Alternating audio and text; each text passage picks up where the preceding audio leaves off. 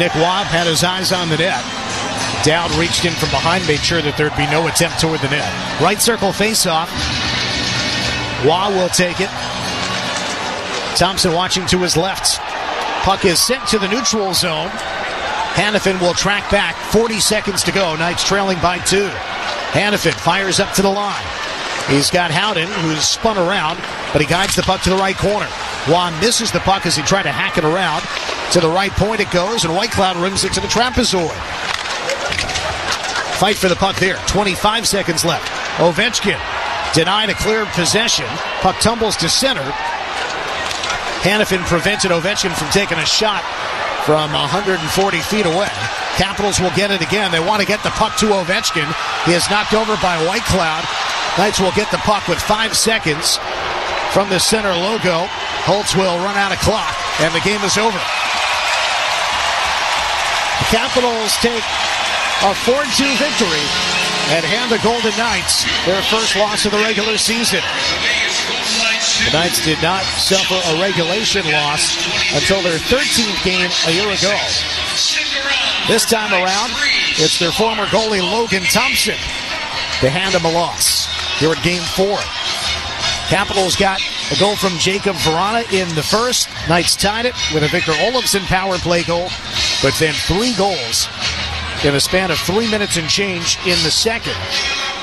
Ran the Capitals in front to 4-1. Knights got a goal back on the power play. Back in the first from Olofsson. Even strength goal for Michael in the second. But nobody scored in the third period. And the Capitals defeat the Knights. Again, the final score, Washington 4 and Vegas 2. Well, Vegas not physically or mentally sharp tonight. They didn't have their legs, and that led them to make some suspect decisions with the puck. By the end of the game, Channels 91, Internet 945. Blue Jackets take on the Florida Panthers. Blue Jackets on XM221, Internet 927. Panthers on Internet 931. 7 p.m. Washington Capitals face the Vegas Golden Knights. Capitals on XM219, Internet 950. Golden Knights on Internet 949. SiriusXM has soccer covered end to end. SiriusXM FC. Hear live play-by-play and talk shows hosted by legends of the game. It's SiriusXM FC on Channel 157. Seth Jarvis from the Carolina Hurricanes joined the morning skate with Scott Laughlin and Gord Stellick on SiriusXM NHL Network Radio, Channel 91, to discuss the preseason, improving as a player season to season, and after some playoff disappointments, what it's going to take to get to the next level. From your standpoint here in 24, what has training camp and the preseason entailed so far for you? It's kind of felt the same as every year before. Just kind of going out there, proving to myself and my teammates what I've been doing this summer has been working, and that I've just kind of been improving each and every day. And obviously, training camp's pretty long, so I think everyone's just ready to get the season going. So we always wonder about some players that could go back to junior as 18 years old or 19 years old, and you played as a 19-year-old in Carolina. So now, first, when you look back at it, when did you get a sense you were going to stick with the NHL roster? Did the regular season start and you still was kind of an extended training camp? How did that all play out a few years ago? Yeah, I was. It took probably maybe a month until I kind of knew I was staying. So it was a stressful time. I was sitting in the press box kind of watching for a little while, and then finally kind of got my little shot and made the most of it. But yeah, there was probably a good solid month from when the actual season started that I had no idea where I was going to be. So last season, 33 goals, 67 points. You take that next step up the ladder. What, and now in retrospect, was the key to you, do you think, Seth, in taking that step? You're still just 22, and like I said, there's probably another level that you can probably get to, and that's the way you feel about it. But last season was really a step in the right direction for you, wasn't it? Yeah, it just felt good. I think a lot of it just had to do with confidence. I think you hear that a lot, but it really is a big factor in just being able to go out there and trust yourself and know that you're going to make mistakes and that's going to happen, but not let it kind of deteriorate you and affect the rest of your game. So I think just kind of the mentality I had last year of going out there, not being afraid to try stuff, not being afraid to really prove to myself that I am still an offensive player, I think that's kind of what happened, and I'm just hoping to build off that now. So, certainly a guy like Brendan Shanahan won Stanley Cups as a player. And I remember him as a team president kind of saying to the fan base when there's playoff disappointments, he goes, I know it's not a sexy answer, but you can't panic. You just have to go back at it again and do it again and commit in that regard. So having some playoff disappointments, I mean, how do you view it about trying to get to the next level as a team in the playoffs? Yeah, I mean, I think just for me at least, it's just all about using it as kind of motivation, especially in times like now when camp's dragging on and you just want the season to start. Just knowing what you're working for and why you're doing all those extra bag skates and all those extra workouts and stuff like that. But I mean, it's tough. It's something that you do dwell on, I think, a little bit. But when the time comes and playoffs start, everyone kind of erases that from their mind. It's a whole fresh kind of new season, and so I think for us it's just about learning from it, especially the younger guys in our team, and then leaning on our veterans when the time comes. Follow every second of the action on NHL Network Radio. From behind the bench to every play on the ice. If it's hockey, it's on SiriusXM NHL Network Radio. SiriusXM 91. I'm Frank Trachtenberg with your SiriusXM NHL schedule for Tuesday, October the 15th. All times are Eastern, and please remember, all games, times, and channels are subject to change. Check SiriusXM.com for the latest updates. In the NHL, 7 p.m., Tampa Bay Lightning take on the Vancouver Canucks. Lightning on Sirius XM channels 91, Internet 945, Canucks on Internet 948. 7 p.m., Columbus Blue Jackets take on the Florida Panthers. Blue Jackets on XM221, Internet 927, Panthers on Internet 931. 7 p.m., Washington Capitals face the Vegas Golden Knights. Capitals on XM219, Internet 950, Golden Knights on Internet 949. 7 p.m., Carolina Hurricanes take on the New Jersey Devils. Hurricanes on XM220, Internet 924, Devils on Internet 936. 7:30 p.m. St. Louis Blues face the Minnesota Wild. Blues on XM222, Internet 944, Wild on Internet 933. 8 p.m. Nashville Predators take on the Seattle Kraken. Predators on XM223, Internet 935, Kraken on Internet 943. 8 p.m. Dallas Stars face the San Jose Sharks. Stars on XM201, Internet 928, Sharks on Internet 942. 9 p.m. Calgary Flames face the Chicago Blackhawks. Flames on Sirius XM channels 167, Internet 923, Blackhawks on Internet 925. 10 p.m. Edmonton Oilers take on the Philadelphia Flyers.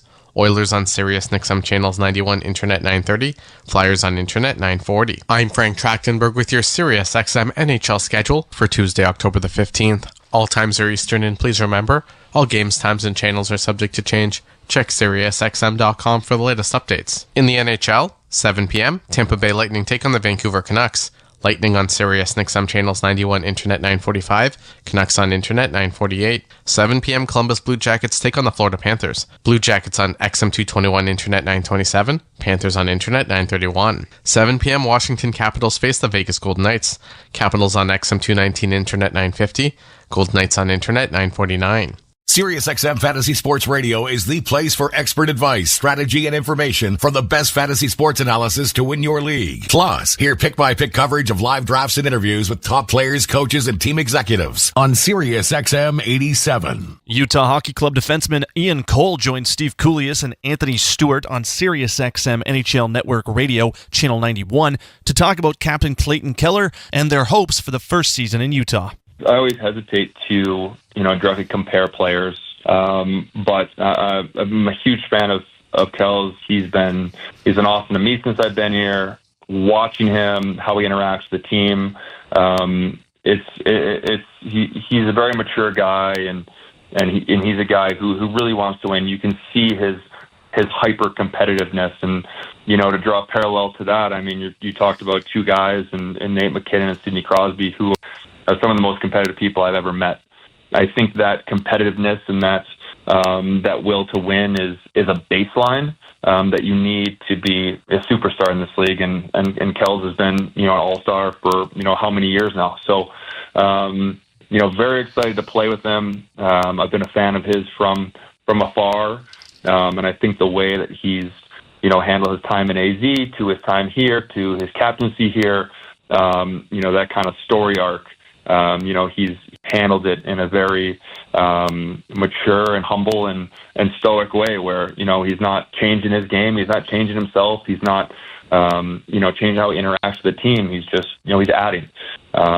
So very excited to see, how he does and how he handles it as we get going here. But I'm expecting nothing but great things from him. At one point, did you talk about playoffs? The team here is a little bit different. Outside, people are talking about playoffs or at least a push. For you, Ian, as a veteran, you heard me rhyme off your numbers earlier. What would constitute year one in Utah as a successful season on the ice? Yeah, I think, we were talking baselines earlier. I think the playoffs should always be the baseline for any team that thinks that, that thinks they're good. I think we think that we have a good team here. There's no reason why we shouldn't be shooting for a playoffs.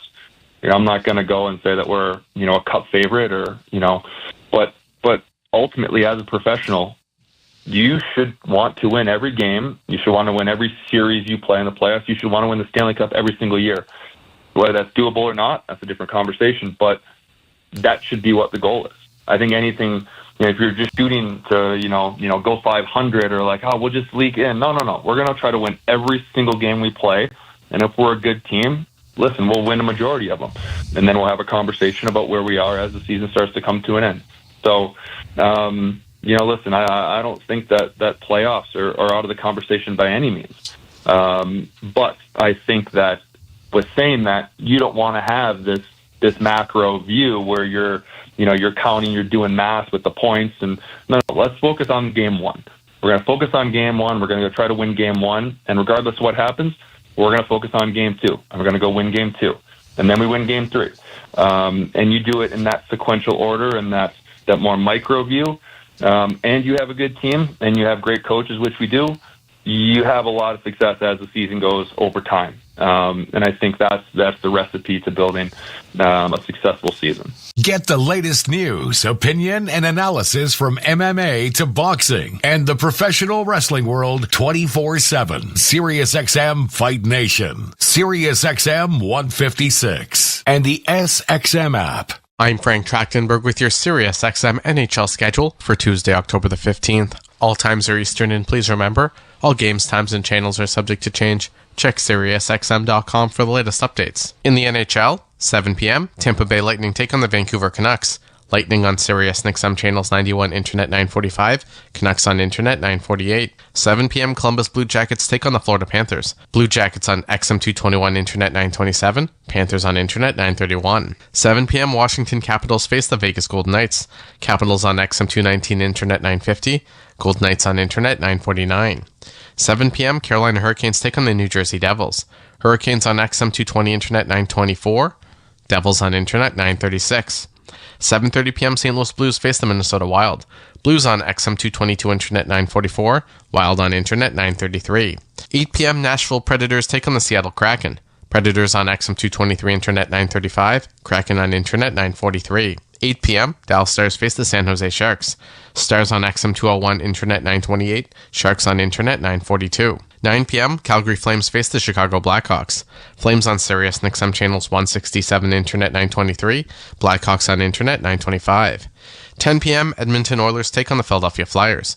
Oilers on Sirius XM channels 91 Internet 930, Flyers on Internet 940. I'm Frank Trachtenberg with your Sirius XM NHL schedule for Tuesday, October the 15th. All times are Eastern, and please remember, all games, times, and channels are subject to change. Check SiriusXM.com for the latest updates. In the NHL, 7 p.m., Tampa Bay Lightning take on the Vancouver Canucks. Lightning on Sirius XM channels 91 Internet 945, Canucks on Internet 948. 7 p.m. Columbus Blue Jackets take on the Florida Panthers. Blue Jackets on XM221 Internet 927, Panthers on Internet 931. 7 p.m. Washington Capitals face the Vegas Golden Knights. Capitals on XM219 Internet 950, Golden Knights on Internet 949. Mad Dog Sports Radio has the best sports talk in the business, covering sports with a passion and knowledge you need. Mad Dog Sports Radio, Sirius XM 86, and the SXM app. Iron Mike Keenan, former NHL head coach, came on the morning skate with Scott Laughlin and Gord Stellick for Sirius XM NHL Network Radio. That's Sirius XM Channel 91. He was on to promote his new book, Iron Mike, My Life Behind the Bench, and he took some time to talk about his career, specifically the regrets and the influences. When you get a chance to sit down now and you think back on all these times, any regrets? Yeah, of course you have regrets. I had the heat turned up quite a bit at my own distraction. So I could have, and I evolved, and even Greg, you just mentioned Greg Gilbert. He said, Mike, you're completely different here in New York than you were in Chicago. So you learn from your own mistakes. And for some reason, I was so driven. I took it personally if we lost, personally. And I was miserable. And I could have probably managed the principles of my coaching career and what I thought was important, that I would always stay intact with those. But the methodology could have been turned down a bit and probably a little too intense? A little bit smoother. A little too intense? At times, yeah. For sure. For sure.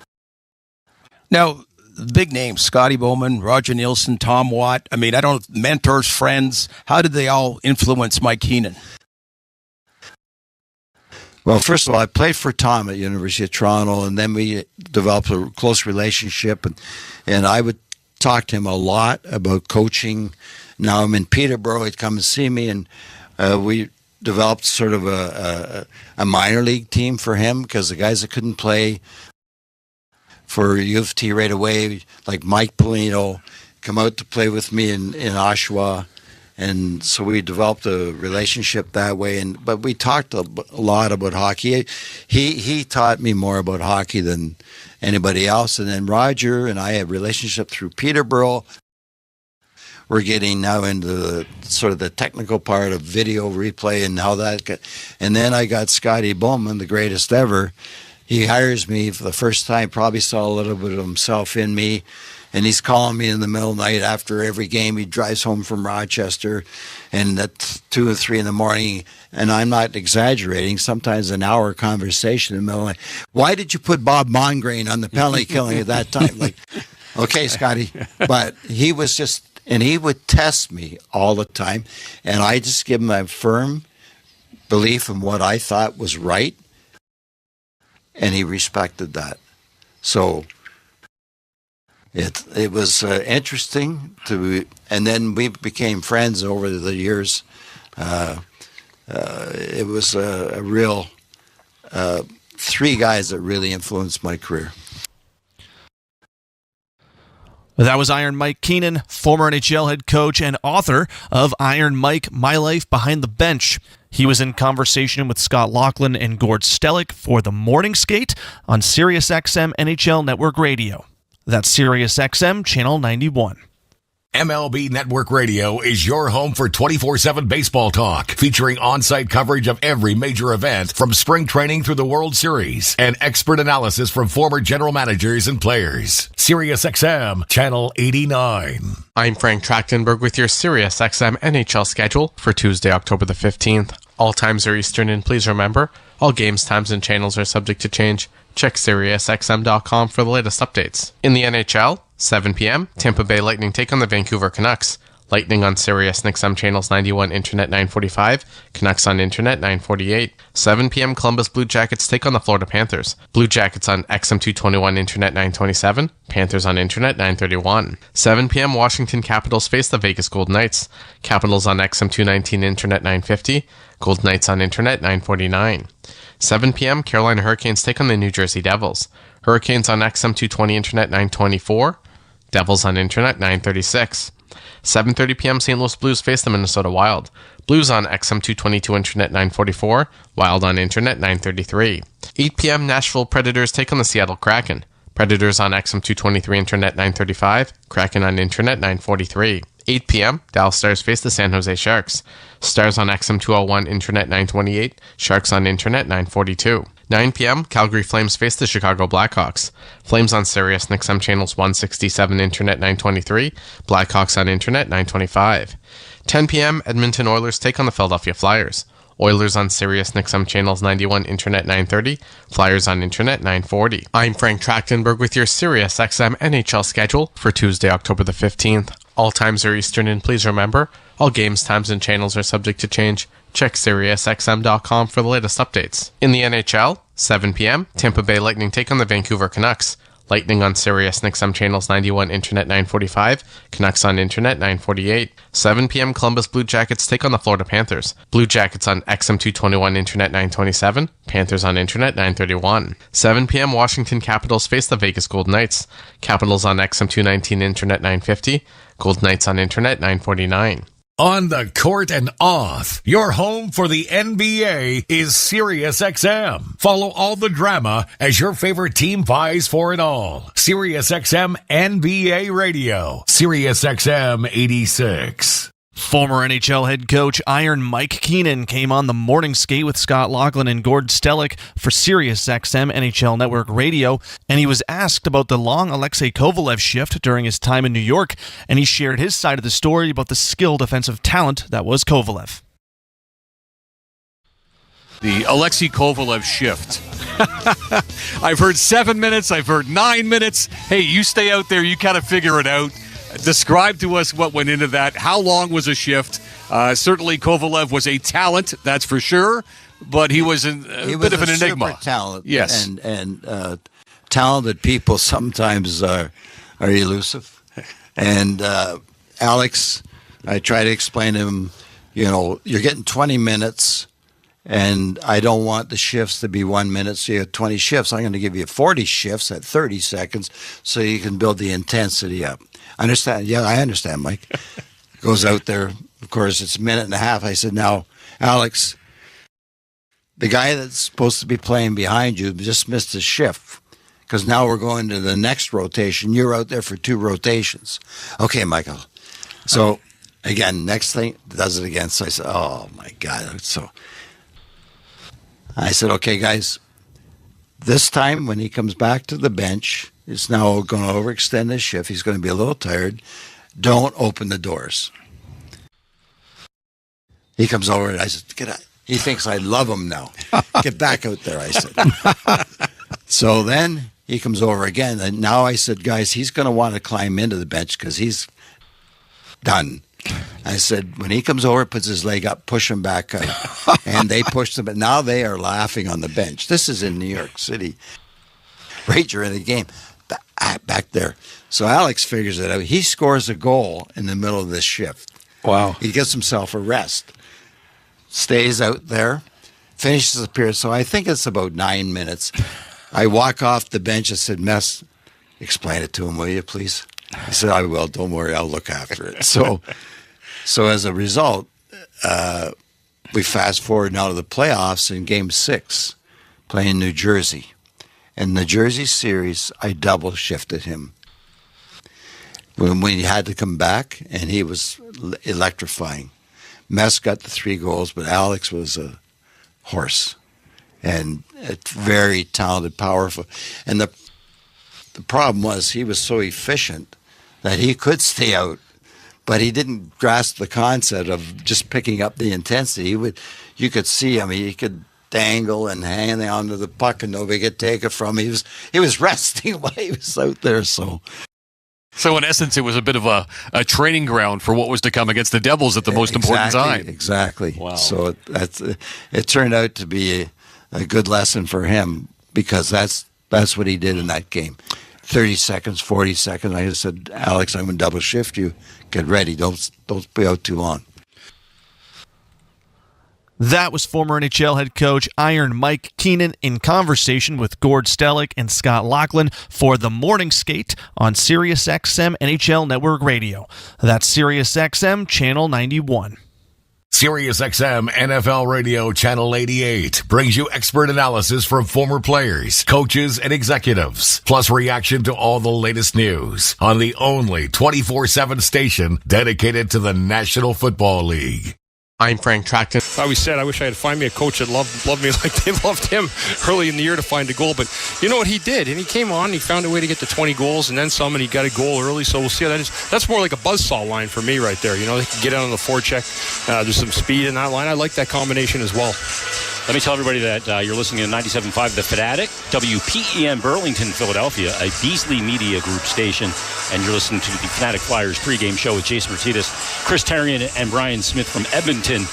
The third line, Couturier, Farabee, Brink. This line hooked up for probably the goal of the season so far. It's early. Make it a better one. The Brink pass, but the little move by Couturier to lift the defenseman's stick as that pass is sauced through. Yeah, that's an interesting line only because of the matchup standpoint. I wanted to clarify a little bit what I said about the Couturier matchup, about Edmonton maybe wanting that. I'm thinking they want that matchup. This is where I clarify it, because Draisaitl's with McDavid tonight. Mm-hmm. If it's McDavid only with two line mates, I think Couturier is a fine matchup, but I'm worried about that now because of the two wings with Couturier. Now Brinker Farabee's got to deal with Draisaitl. They have to play defense. That's a little bit of an issue for me looking at it right now. Yeah. Yeah, and, you know, again, I think Brink, for me, fits in that other mold you mentioned about Tippett, that maybe he doesn't know how good he is yet, just because we see him trying to make things happen, and sometimes it just looks a little out of sorts, but then he's able to dish off a pass like he did to Farabee the other night, and you can still see, can't you, buddy, the flashes in there of what Brink might be able to bring to the table here as he continues to refine his game. Yeah, and I think he's a guy that still has a ways to go to learn his game at both ends of the ice. But he's gotten better. He's probably be a lot of people's early pick as like who'd be the surprise pick player of the year, like that would take a leap. He's been had a nice start to the season for sure. He'll have to continue to play well every night. Paling will be centering the fourth line with Hathaway and Lawton. Noah Cates, as we mentioned earlier, goes out of the lineup. The D pairs, York and Sanheim, no shocker there. Zamula going to play with Rasmus Ristolainen. And then Eric Johnson stays in the lineup. You have two right shot guys in Johnson and Drysdale. They elect not to bring Emil Andre into this game. He's been with the team since, I think he got in Saturday morning prior to the Vancouver game. Didn't play in that one, didn't play in this one. You have to think, though, Bundy, they called him up. They could have called up somebody else to just come and sit. But maybe this isn't the right spot for Emil Andre dealing with this Edmonton team. Yeah, and I mean, that's clearly a coach's decision. But, yeah, I mean, he had a good I game. don't know.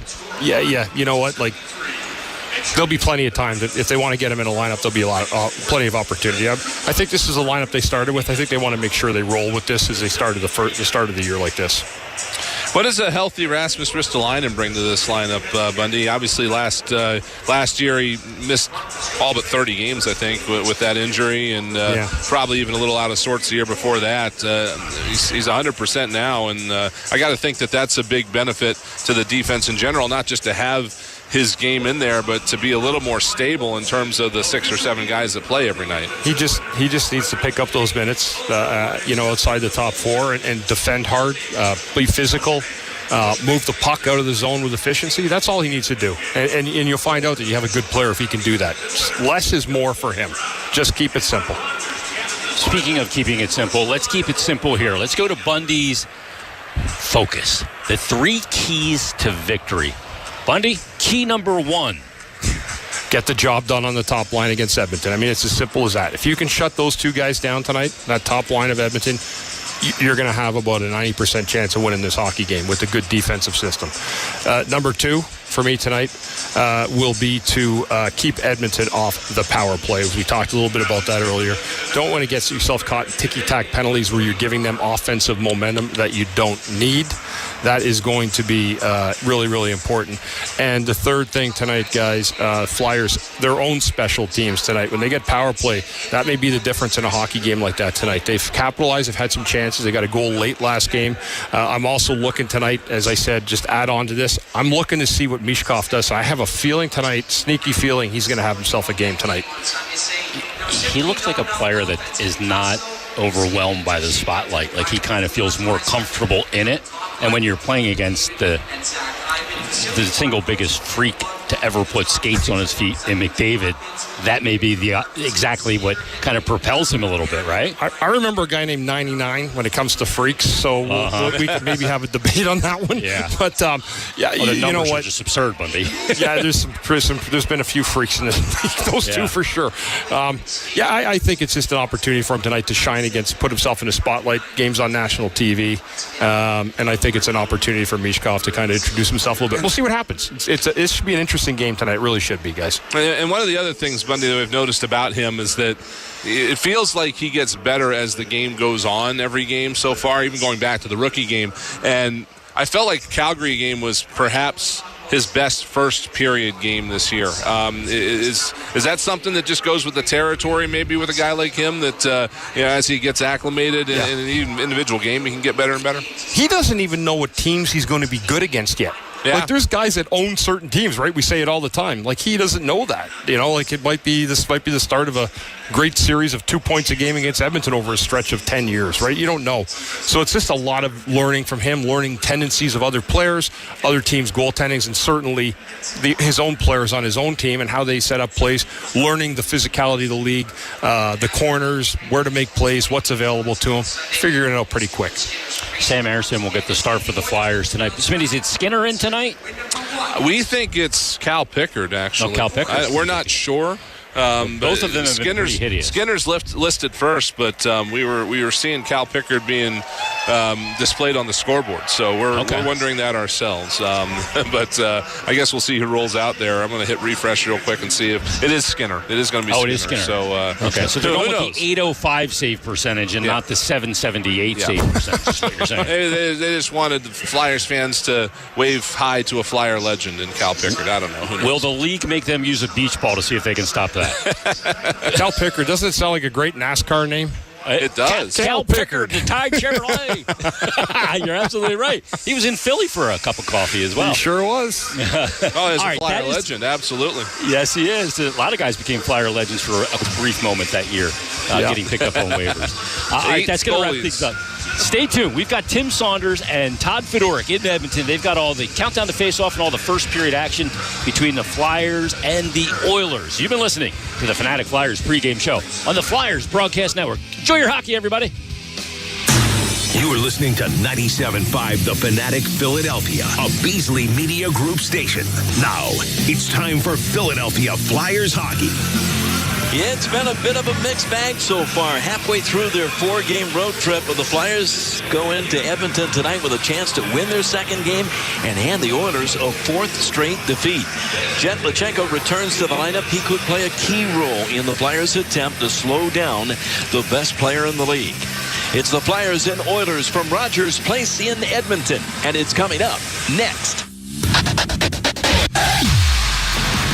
Philadelphia Flyers hockey is on the air. Into the middle, Couturier scores! Charlotte point that got in front. Hold on, going a great save by Sam Ersson. Nick Deslauriers's going to drop the gloves in center ice. Philadelphia Flyers hockey is brought to you by Independence Blue Cross, AAA, Serve Pro, Xfinity, NBC Sports Philadelphia, Penn Orthopedics, Dietz & Watson, and by Wells Fargo. Rebound, they score! Now it's time for the countdown to face-off on the Flyers Broadcast Network. Here's Tim Saunders and Todd Fedoruk. 2 games into their first road trip of the season, the Flyers are trying to get their legs under them and work out some of their inevitable chemistry questions. Tonight they face a frustrated Connor McDavid and the Edmonton Oilers. A pleasant good evening and welcome to Flyers hockey action again with Todd Fedoruk. I'm Tim Saunders. They start the season with 3 tough games in Western Canada after splitting the first 2 in Vancouver and Calgary. Tonight they're going to face a team that was 1 win away from winning the Stanley Cup last spring. Flyers right now are more focused on getting their own business settled, but rookie Jet Lachenko is going to be center stage tonight, centering what easily could be called the Flyers' top line against an Edmonton team, Fritz, that's managed only 3 goals scored in their first 3 games. Yeah, Edmonton's coming in with all Flyers. You know, they're going to be playing a hard game tonight. They've got 3 games, no wins. They're at home. They've got a dangerous team as well. I mean, you've got McDavid, Draisaitl, Hyman. You can go through the list of their lineup. It's a dangerous lineup. The Flyers on the other side with Jelachenko coming back in gives a little more solidity to the lineup. It's the first time I think we're seeing one with Forrester and Konechny, who are highly skilled guys. Jelachenko's game, he's responsibly defensively. We're going to see him go up against, probably arguably the best player in the NHL in Connor McDavid, and see how he fares. It's going to be an exciting matchup. Tortorella alluded a little bit to Jelachenko and speaking that he has complete confidence to play him against some of those top guys in the NHL. He said that going into tonight's game as well in the media. So we'll see. He's got a lot of confidence in a young player, Jelachenko. We'll see how that plays out tonight. Yeah, after the game in Calgary, they sat him in the second game just because it was back-to-back. They didn't want to throw too much at the 18-year-old too soon. But Torts admitted afterwards, hey, we really missed him in the lineup against the Flames. Not only because what he can create offensively 5-on-5 and his defensive mindset, but on that second power play unit so far has looked pretty good. He's a good player. I mean, they took him out in the back-to-back. Look, 18, 19 years old, Michkov, throw him in there. The spotlight's a little hotter on a kid that's 18, 19 in this league. So they eased him into it. I like that idea. I like that approach. Tonight, the thing that they noticed is that, yes, Lachenko makes the lineup stronger, especially down the middle. If you want to look at one area of weakness for the Philadelphia Flyers, they're always looking for that big, burly centerman or that strong centerman that can play, go get the pucks and find the skilled wingers. Jelachenko kind of fits that mold. So up the middle of the ice, Tortorella has seen something in him that he wants to develop and wants to push more in Jelachenko's game. We heard the guys in the pregame talking about some of the other combinations, and Owen Tippett, Matvei Michkov will be centered by Morgan Frost. Those three were together often in the preseason. That can be a dynamic trio too. If those three are clicking together in their minds and they know where each other is early in the game, I think that line has to get on early. No penalties in the first period. Get the flow of the game going. Michkov, I've noticed, is a guy that needs to get out there early, get into the game. That's kind of common. Skilled guys like to settle into the game. If this line in Owen Tippett, Morgan Frost, and Matvei Michkov get comfortable and they get settled into the game, you're going to see a lot of offense. Owen Tippett's got a wicked shot. Morgan Frost and Matvei Michkov, tremendous playmakers. You can see some pretty good plays if those three guys are going tonight. With a John Tortorella team, we don't talk about matchups as often as we might with another coach, because Torts really doesn't do that, doesn't chase a matchup. On the road, you can't anyway. Typically speaking, you would want Sean Couturier out against McDavid just based on what they've done or what he's done against McDavid in the past. Last year, that home game, he held McDavid without a shot on goal in a 4-1 victory. It's inevitable that Lachenko's going to see plenty of Connor McDavid, and again, Torts isn't going to shy away from it. Yeah, the home ice advantage, obviously Edmonton gets last change.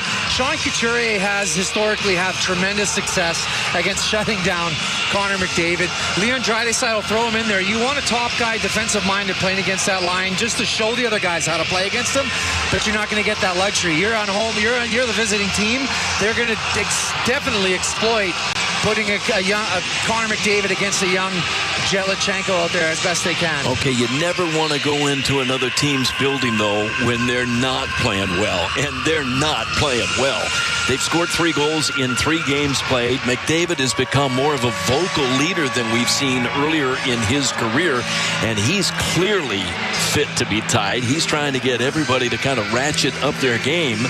They're not a big team. They're not especially physical. They're fast when McDavid's on the ice, but the team speed has even taken a step backwards since they went to the finals a year ago. Yeah, it's a different team. The personnel has changed. The team makeup is a little bit different. Yes, they are a little lighter. I think one of the weaknesses that they have is probably goaltender. That's nothing to say against the goaltending. It's just that's always historically been one of their weaknesses.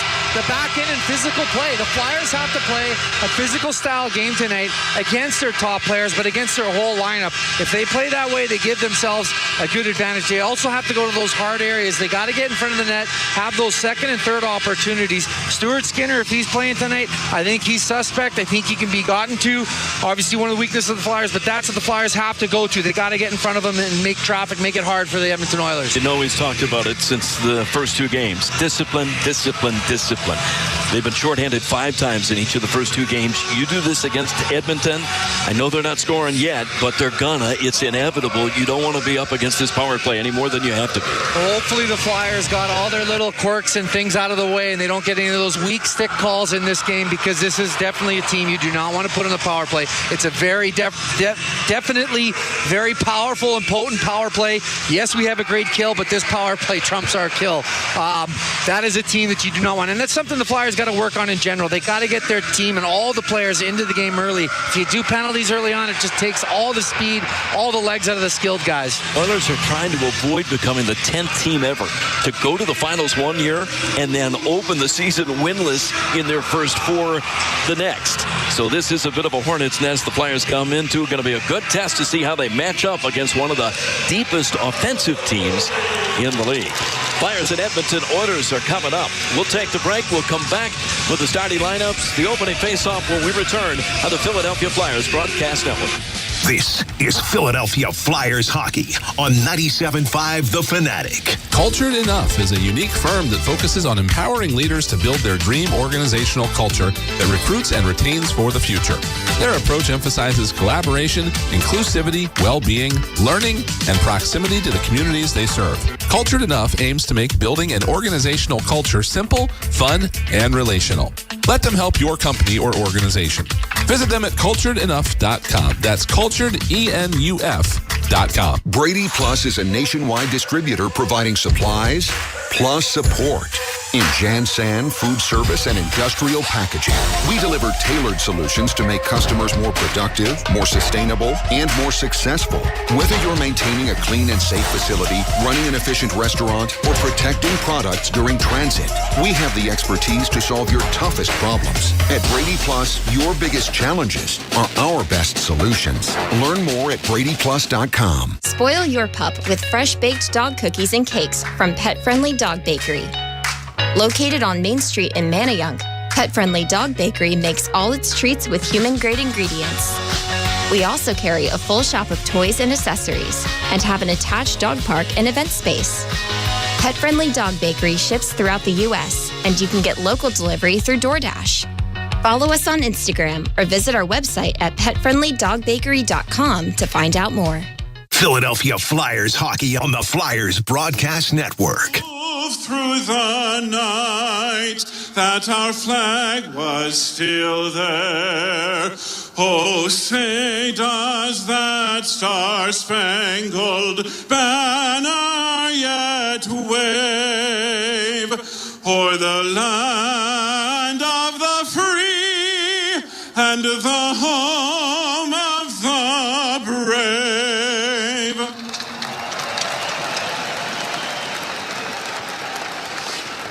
Oh, Canada, our home and native land, true patriot love in all of us command. With glowing hearts we see thee rise, the true North strong and free. From far and wide, oh Canada, we stand on guard for thee. God keep our land glorious and free. Oh Canada, we stand on guard for thee. Oh Canada, we stand on guard for thee. From Rogers Place in Edmonton, it's the Flyers and the Edmonton Oilers as the two teams meet for the first of 2 this year. Starting goaltenders for the Edmonton Oilers. Number 74, Stuart Skinner. He's got 2 games played, 2 losses, a goals against average of 8, and a goals against average of 5.4, and a save percentage of .805. Samuel Ersson for the Philadelphia Flyers, number 33. He's getting the start tonight. He's got 1 game on the year. goals against average of 185 and a save percentage of 923. The referees for tonight are Garrett Rank and Corey Sabrett, and the linesmen are C.J. Murray and Keel Murchison. Well, Jet Lachenko, center stage. He's centering Tyson Forster and Travis Konechny, and they will start the game. And it will be against Edmonton's top line, Connor McDavid, Leon Draisaitl.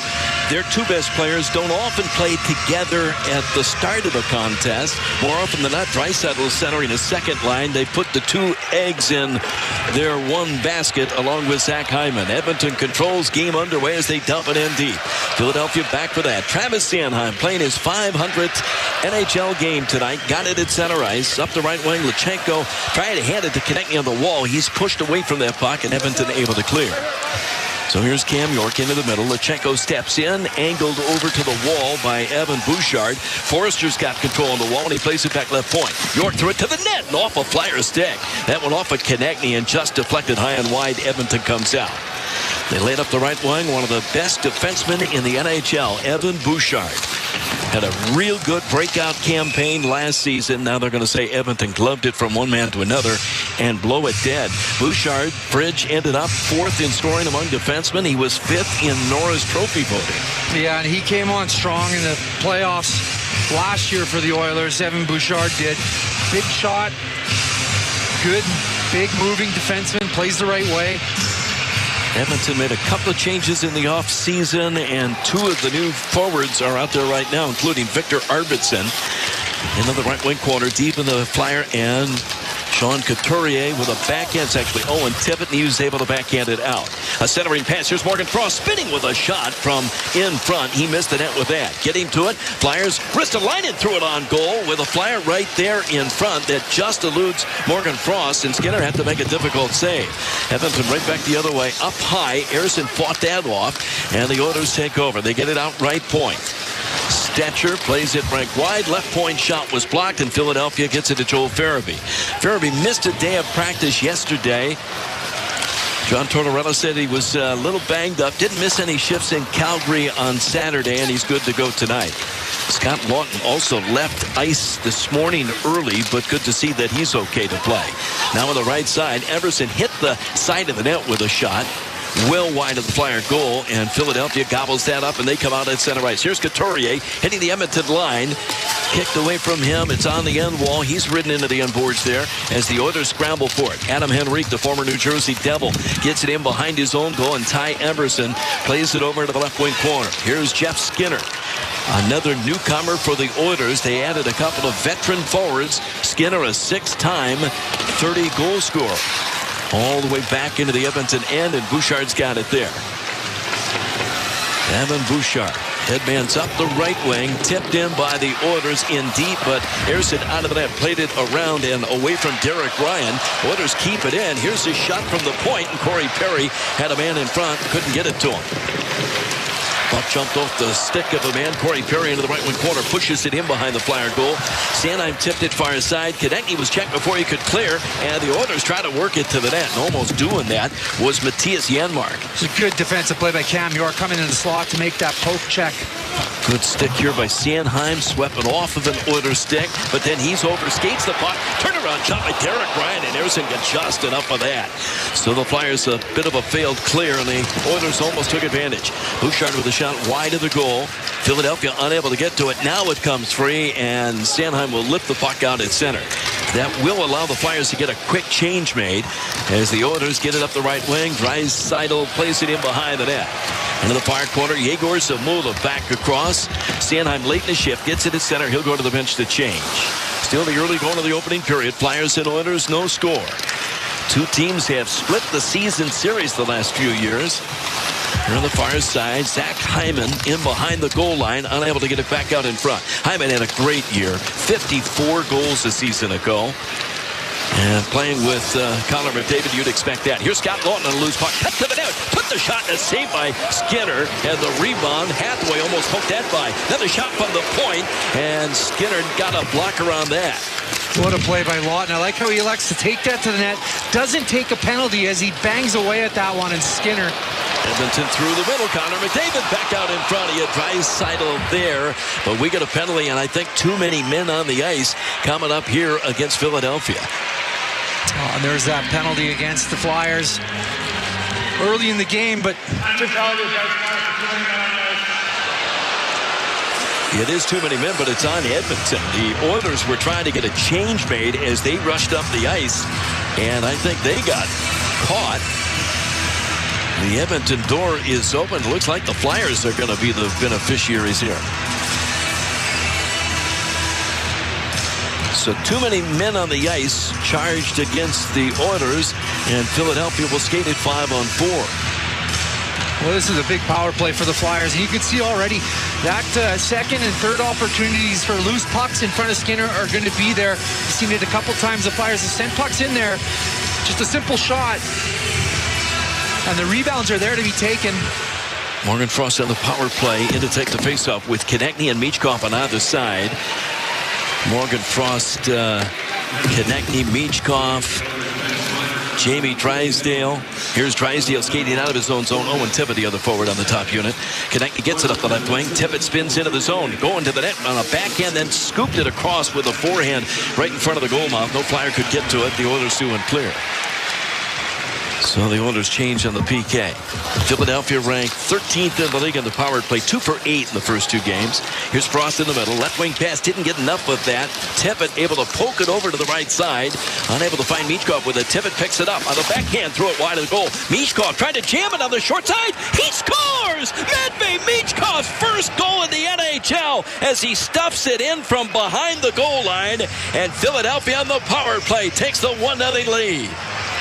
Everybody else on the ice is saying that this one isn't in. But I think Michkov knows pretty well that this one went in. He was banging away at the side of the net. He's on his forehand there, so he's got some leverage. He's going against Skinner's glove hand. And where this puck goes, we're just going to have to see. Take a look at the replay. But Michkov kind of accelerated like he knew that one went in. Let's get the call. On the ice is no goal, but the player's going to be reviewed to see if the puck crossed the goal line. Okay, so they're saying the call on the ice was no goal, but more often than not, Fridge, when the players react that way, they know it's in. We haven't seen a replay yet, but I'm going to trust in Matvei Michkov. If not, he's a great actor. We're getting an overhead view. It's in. This is a goal. Michkov gets his first in the NHL. Dispute it all you want. He's got number 1. And he was the only guy in the building that knew it. As he pulls this one from behind and he sees the angle there, he notices this is a heads-up play. He notices Skinner's foot is not anchored into the post, and he knows that there's space there. And he just jams it in. Eventually, this one's going to have to go in. Just 45 seconds into their first power play, we believe the Flyers will have a 1-0 lead on the first NHL regular season goal for Matvei Michkov. Let's get the call from center ice as they have arrived, I guess, at a decision here. After reviewing the play, at 15-14, the puck completely crossed the goal line. Therefore, we have a good goal. You bet. Don't question Michkov. Yeah, he's not a good actor. He knew that one went in. Well, congratulations. There's his first of many in the NHL. Matvei Michkov scores his first goal on a power play. From behind the net, he sees an opening, and he goes after it, and the boys on the bench are giving him a razz right now. Tapping his hat and messing up his visor. The fact that it was a disputed goal, that doesn't... oh, wait a minute. Okay, so now the Oilers are going to try to use a goalie interference challenge to see if Skinner was pushed in. I didn't see any evidence of that. But this is a bit of a risky call for Chris Knobloch and the Edmonton Oilers, don't you think? Yeah, the thing is it doesn't look like the puck was pushed in. It looks like it was slapped and then it was up and over. Again, we didn't get it one. We just got that one view. So you can't push the goalie in to score a goal. Now, did he make contact with the pad? Yeah, because the puck was there. Was that enough to say he pushed Stuart Skinner's pad inside the goal line and thereby scored the goal? I don't know. So this is being reviewed twice. I think you could make the case either way, couldn't you? You could make the case because the puck is there. Where else can you shoot it? I think this would be awfully hard to take this goal off the board. Although on the ice, as you heard the referee initially announce, it was not ruled a goal until they determined by video that it had crossed the goal line. Now the issue is, did Michkov interfere with Stuart Skinner to get it done? Flyers on the power play with a bench minor to the Oilers. So Philadelphia would conceivably have a 1-0 lead and go right back on the power play if this challenge fails. Players are mulling around the ice. Some have come off the bench just in an attempt to stay warm. Skinner had the pad sealed on that post, but the puck was still free, and Michkov's got every right to bang away at that puck, doesn't he? Yeah, he didn't. There wasn't an attempt to freeze it. And Kulak did make contact with Michkov. I don't think that caused the contact with the pad. I'm really trying to look at this as objectively as I can, and I could see, I mean, if roles were reversed, I think the Flyers would be he's pushing the pad arguing and the the same puck thing at the same time, but the puck goes in after the push, up and over the pad. Well, the Oilers have not had a lot of luck go their way. In their first 3 games, they've had 3 goals called off, 3 goals that they had scored, waved off after reviews. We'll see if their luck changes here, and the officials are really taking a long period of time to come to a decision here. They do weigh in from what's referred to as the war room in Toronto, but it's the call of the guys looking at the tablet here in Edmonton that's going to ultimately make the decision. So it's either a power play goal for Matvei Michkov and his first in the NHL, or the Flyers will resume their first power play. It looks like the shaft of his stick is actually pushing on the side of the post as well. Let's get the call from referee. After reviewing the play, Edmonton will be assessed a bench monitor for delay a game for an unsuccessful challenge. Call on the ice stands. We have a good goal. The goal stands. Matvei Michkov's got his first. The Flyers are going to go right back on the power play. It's 1-0 Philadelphia. Well, you can't argue the coach's challenge. Obviously, it's suspect.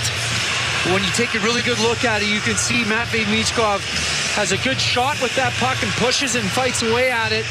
And the stick is actually touching the side of the post and bending a little bit, but this is a good goal after review twice. It's the first time I've seen that. Congratulations to Matvei Michkov. You'll always remember your first. I don't care if it's disputed or not. They tried to take it away from you. Twice they tried to take it away.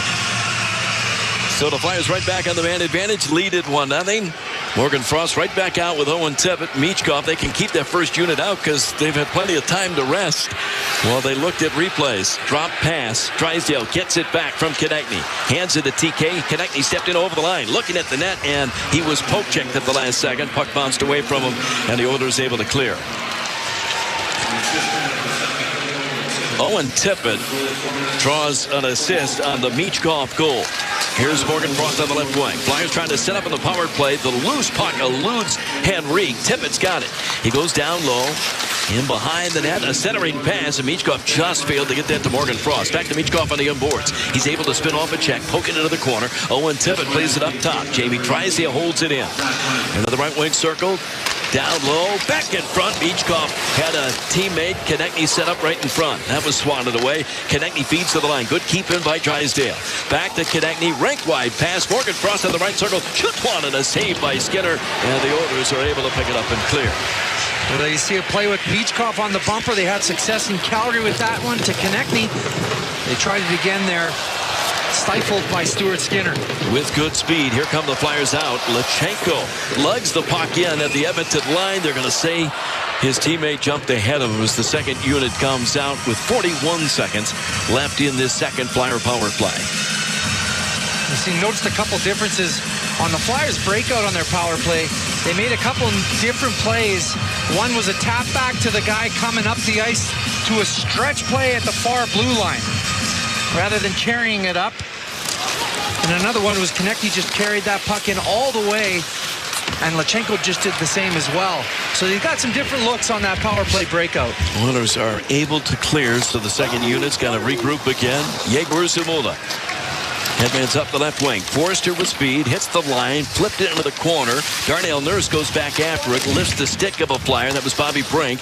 And the Oilers pick it up and drive it past Yegor Zamula down the ice. Harrison out of the net to play the side. 10 seconds left in the penalty time. And the Flyers get it up the left wing.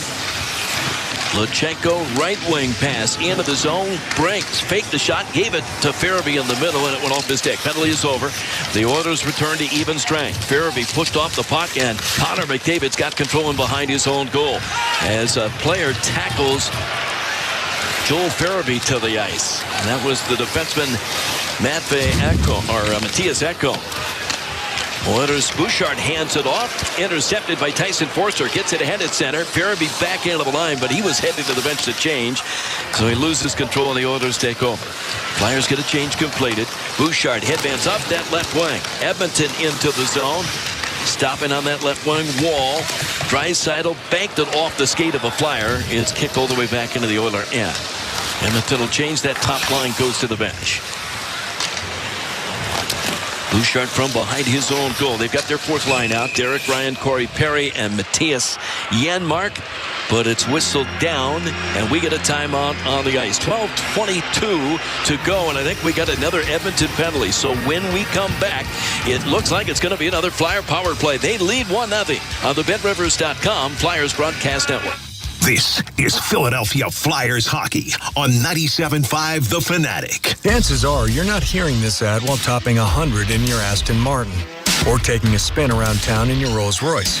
But if you are, then Donald Trump's tax plan is for you. Just ask him. You're rich as hell. We're going to give you a tax cut? But if you're hearing this on your way to work or school pickup, if you're heading to the grocery store or wondering how long you can stretch that tank of gas, then your plan is Kamala Harris's plan. She'll make the wealthy and big corporations pay their fair share so she can give the middle class a tax cut, as well as $25,000 for first-time home buyers, $6,000 for first-time parents, and a $50,000 tax deduction for starting a new business. Because that guy in the cyber truck that just zoomed by doesn't need another break. But Kamala Harris knows you sure could use one. Paid for by FFPAC, ffpac.org. Not authorized by any candidate or candidates committee. FFPAC is responsible for the content of this advertising. Okay, everyone, what did you think of the chocolate bar? It's too chewy. Feels kind of chalky. Too much nougat. I need to go brush my teeth. Business is booming for Steph's small marketing research firm. After all these focus groups, there's only one conclusion. I need more researchers. And she's way too busy researching. Does this have peanuts? To waste time researching resumes. I need Indeed. Indeed you do. Put our matching platform to work so you can spend less time searching and more time connecting with talented candidates. Visit Indeed.com/credit and get $75 towards your first sponsored job. Terms and conditions apply. Philadelphia Flyers hockey on the Flyers Broadcast Network. The Flyers face off against the Vancouver Canucks during the home opener next Saturday. All fans get a Flyers home opener t-shirt presented by Coca-Cola Zero Sugar. Tickets are on sale now at PhiladelphiaFlyers.com. Well, a golden opportunity for the Flyers to really grab the Oilers' attention. They've got the first goal in the power play. They're going to get their third chance already. Corey Perry is sent for slashing here, and Philadelphia right back on the man advantage. Yeah, talk about taking advantage of the moment. Flyers have to get a 2-goal lead here. Morgan Frost wins the faceoff. Drysdale at the point. Michkov in the right wing corner. Frost plays it back, and Drysdale shot through traffic that was knocked down, and the Oilers just wrap it back into the Philadelphia zone. Drysdale's trying to just send one in there on net. He's got 3 guys in front. Drysdale scoops it across his own zone. Here's Owen Tippett on the left wing. He'll drop that pass to Konechny, and Konechny picks his way through traffic at center ice, steps in, right wing pass. Michkov sets up on the far half wall. Gets it back from Drysdale. It goes in behind the goal line. Fighting for his Konechny, thrown to the net from a bad angle. And an alert Stuart Skinner's got that as Michkov has sticks up high. Another Flyer sent to the seat of his pants. That was Owen Tippett. That's Ekholm and Tippett getting into it a little bit. Tippett's been more involved. He had 9 hits against Calgary on Saturday. If Tippett plays physical game every night, obviously you can't ask that of him. He's a skilled guy, but he is a strong body. and uses that when he gets angry. He's got a long fuse. When he gets angry, he starts banging that body around, and he's a big boy that can take care of himself. Oilers a little overly aggressive there. Ekholm was. They figure there's no way you're going to call another one on him because it's been a little one-sided in that regard tonight. Jetlachenko out on the second unit. He's tossed out of the faceoff, so Bobby Brink comes in to take it. Farabee the other forward. It's Forster and Yegor Zamula. Edmonton able to clear. The second unit in preseason games and in the first game in Vancouver looked real good. Here's Zamula lucky to puck around the traffic. Plays it left wing as they gain the zone, but the Oilers just check Forster off that puck. Clear to the right point, but it's held in. Brink down low. They get it back up top. Here's Forster with the drive from the left circle. He misses the net. Brink of the right wing half wall. Had to get away from him. The Oilers in the far corner lift the backhand all the way back down the ice. Good movement. They try to get it over to Forster, but it's just a little early in their setup. He still gets the shot off, but you want to see a guy like Forster set up and waiting for that one-timer. Michkov, Konechny back out on the top unit. Konechny flips it left wing. Into the zone is Tyson Forster. He's pushed to the corner with it. They jam it on the wall, but the Flyers trying to get there to keep it alive. Squirts in below the goal line. And Darnell Nurse able to play it to Ekholm. He can't clear. And the Flyers get it on the wall. Here's Travis Konechny back into the top of the right circle. Down low, a shot, they score! 2 on the power play for Matvei Michkov. Konechny got it to him, and Michkov makes no mistake. What a start for Matvei Michkov, who's got 2 goals here in the opening period. It's 2-0 Philadelphia. What a shot by Michkov. This is a tough angle. He sees that Stuart Skinner is out of position when he takes his shot. He goes far side over the pad. That's a really nice shot from a hard angle. I don't know how he gets us inside that far pad, but he makes it nonetheless. And this all starts actually at the blue line. Drysdale sacrifices himself, puts himself in a vulnerable position to keep this puck in at the line. And then a series of nice passes after that work on the boards. Morgan Frost gets it over to Michkov for a one-timer here. And Michkov makes no mistake putting that one in the net. Nice goal for the Philadelphia Flyers. Well, 2 goals in very different fashion. But both on the power play. Frost made the play to get it to him. Now a centering pass picked off by the Flyers. Going to the net, not able to get it through to the goal with Sanheim. And the Oilers are able to clear. Couturier lifts it backhand back in. Frost, the primary assist on the Michkov second goal of the period. It's 2-0 Philadelphia. All the way back into the Flyer end. Leon Draisaitl carries out to the left point and then wheels it in deep. Zach Hyman unable to handle that cleanly. Bobby Brink had a chance to clear and fanned on that. And at center ice picked up there by Poehling, and Poehling will lift it in deep. That ends up climbing the glass and going out of play. So we'll get a whistle and a timeout on the ice. 9:50 to go here in the opening period. Good start for the Flyers. They're up 2-0 on the Flyers Broadcast Network. This is Philadelphia Flyers hockey on 97.5 The Fanatic. It's a new era of orange, and you don't want to miss the Philadelphia Flyers hit the ice at Wells Fargo Center. Michkov shoots himself. He scores! The overtime winner, Matvei Michkov. Be here when the Flyers take on the Washington Capitals on October 22nd at 6 p.m. Here's Owen Tippett going right in. Backhand, and he scores! Owen Tippett! Get your tickets now. Only at PhiladelphiaFlyers.com. 102.9 WMGK presents Trans-Siberian Orchestra. The rock holiday tradition returns. December 22nd, 2 shows, Wells Fargo Center. Tickets on sale now at Ticketmaster.com. Soaring guitars, dazzling lasers, and enough pyro to keep you warm all season. Trans-Siberian Orchestra, produced by Live Nation. Hi Flyers fans, this is Scott Lawton. This past summer, Gritty and I took some family photos at JCPenney, and now you have the chance to take those photos home. We made them into a shirt that you can get right now at PhiladelphiaFlyers.com or pick up next time you're at the Wells Fargo Center. Half of all proceeds from these shirts will go to the Pennsylvania SPCA to help their mission of finding homes for homeless pets. I hope you'll check it out today at PhiladelphiaFlyers.com. Philadelphia Flyers hockey on the Flyers Broadcast Network. Inside Edge season ticket memberships for the 2024-2025 season are available now. Get exclusive benefits, concessions, and merchandise discounts, new rewards, and more. Join the team and become a member today at PhiladelphiaFlyers.com. Couldn't ask for a better start here, Fridge, against an Edmonton team that you figure is going to be just a bear to face. They're not happy here in Edmonton with their 0-3 start. And the Flyers have pounced early. Yeah, Edmonton had a slow start last year in their first 10 games.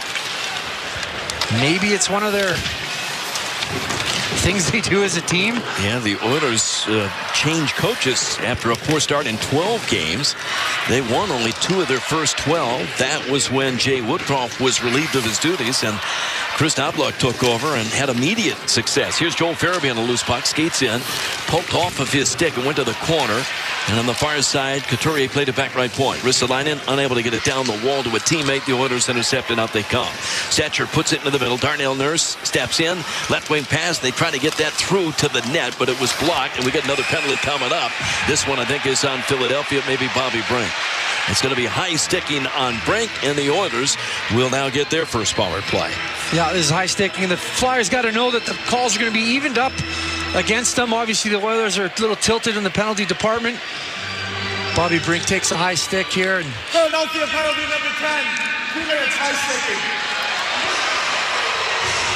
So the one thing that the Flyers are focused on trying not to do tonight, Bobby Brink got turned around by Derek Ryan, the 2 number 10s, and Brink's stick came up and got him.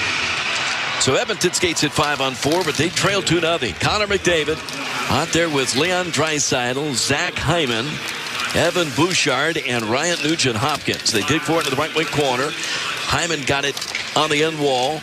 They scoop it up the boards, but intercepted by Garnet Hathaway. Short-handed, he'll carry him to the Edmonton zone. He's got a man with him, drags it in behind the goal.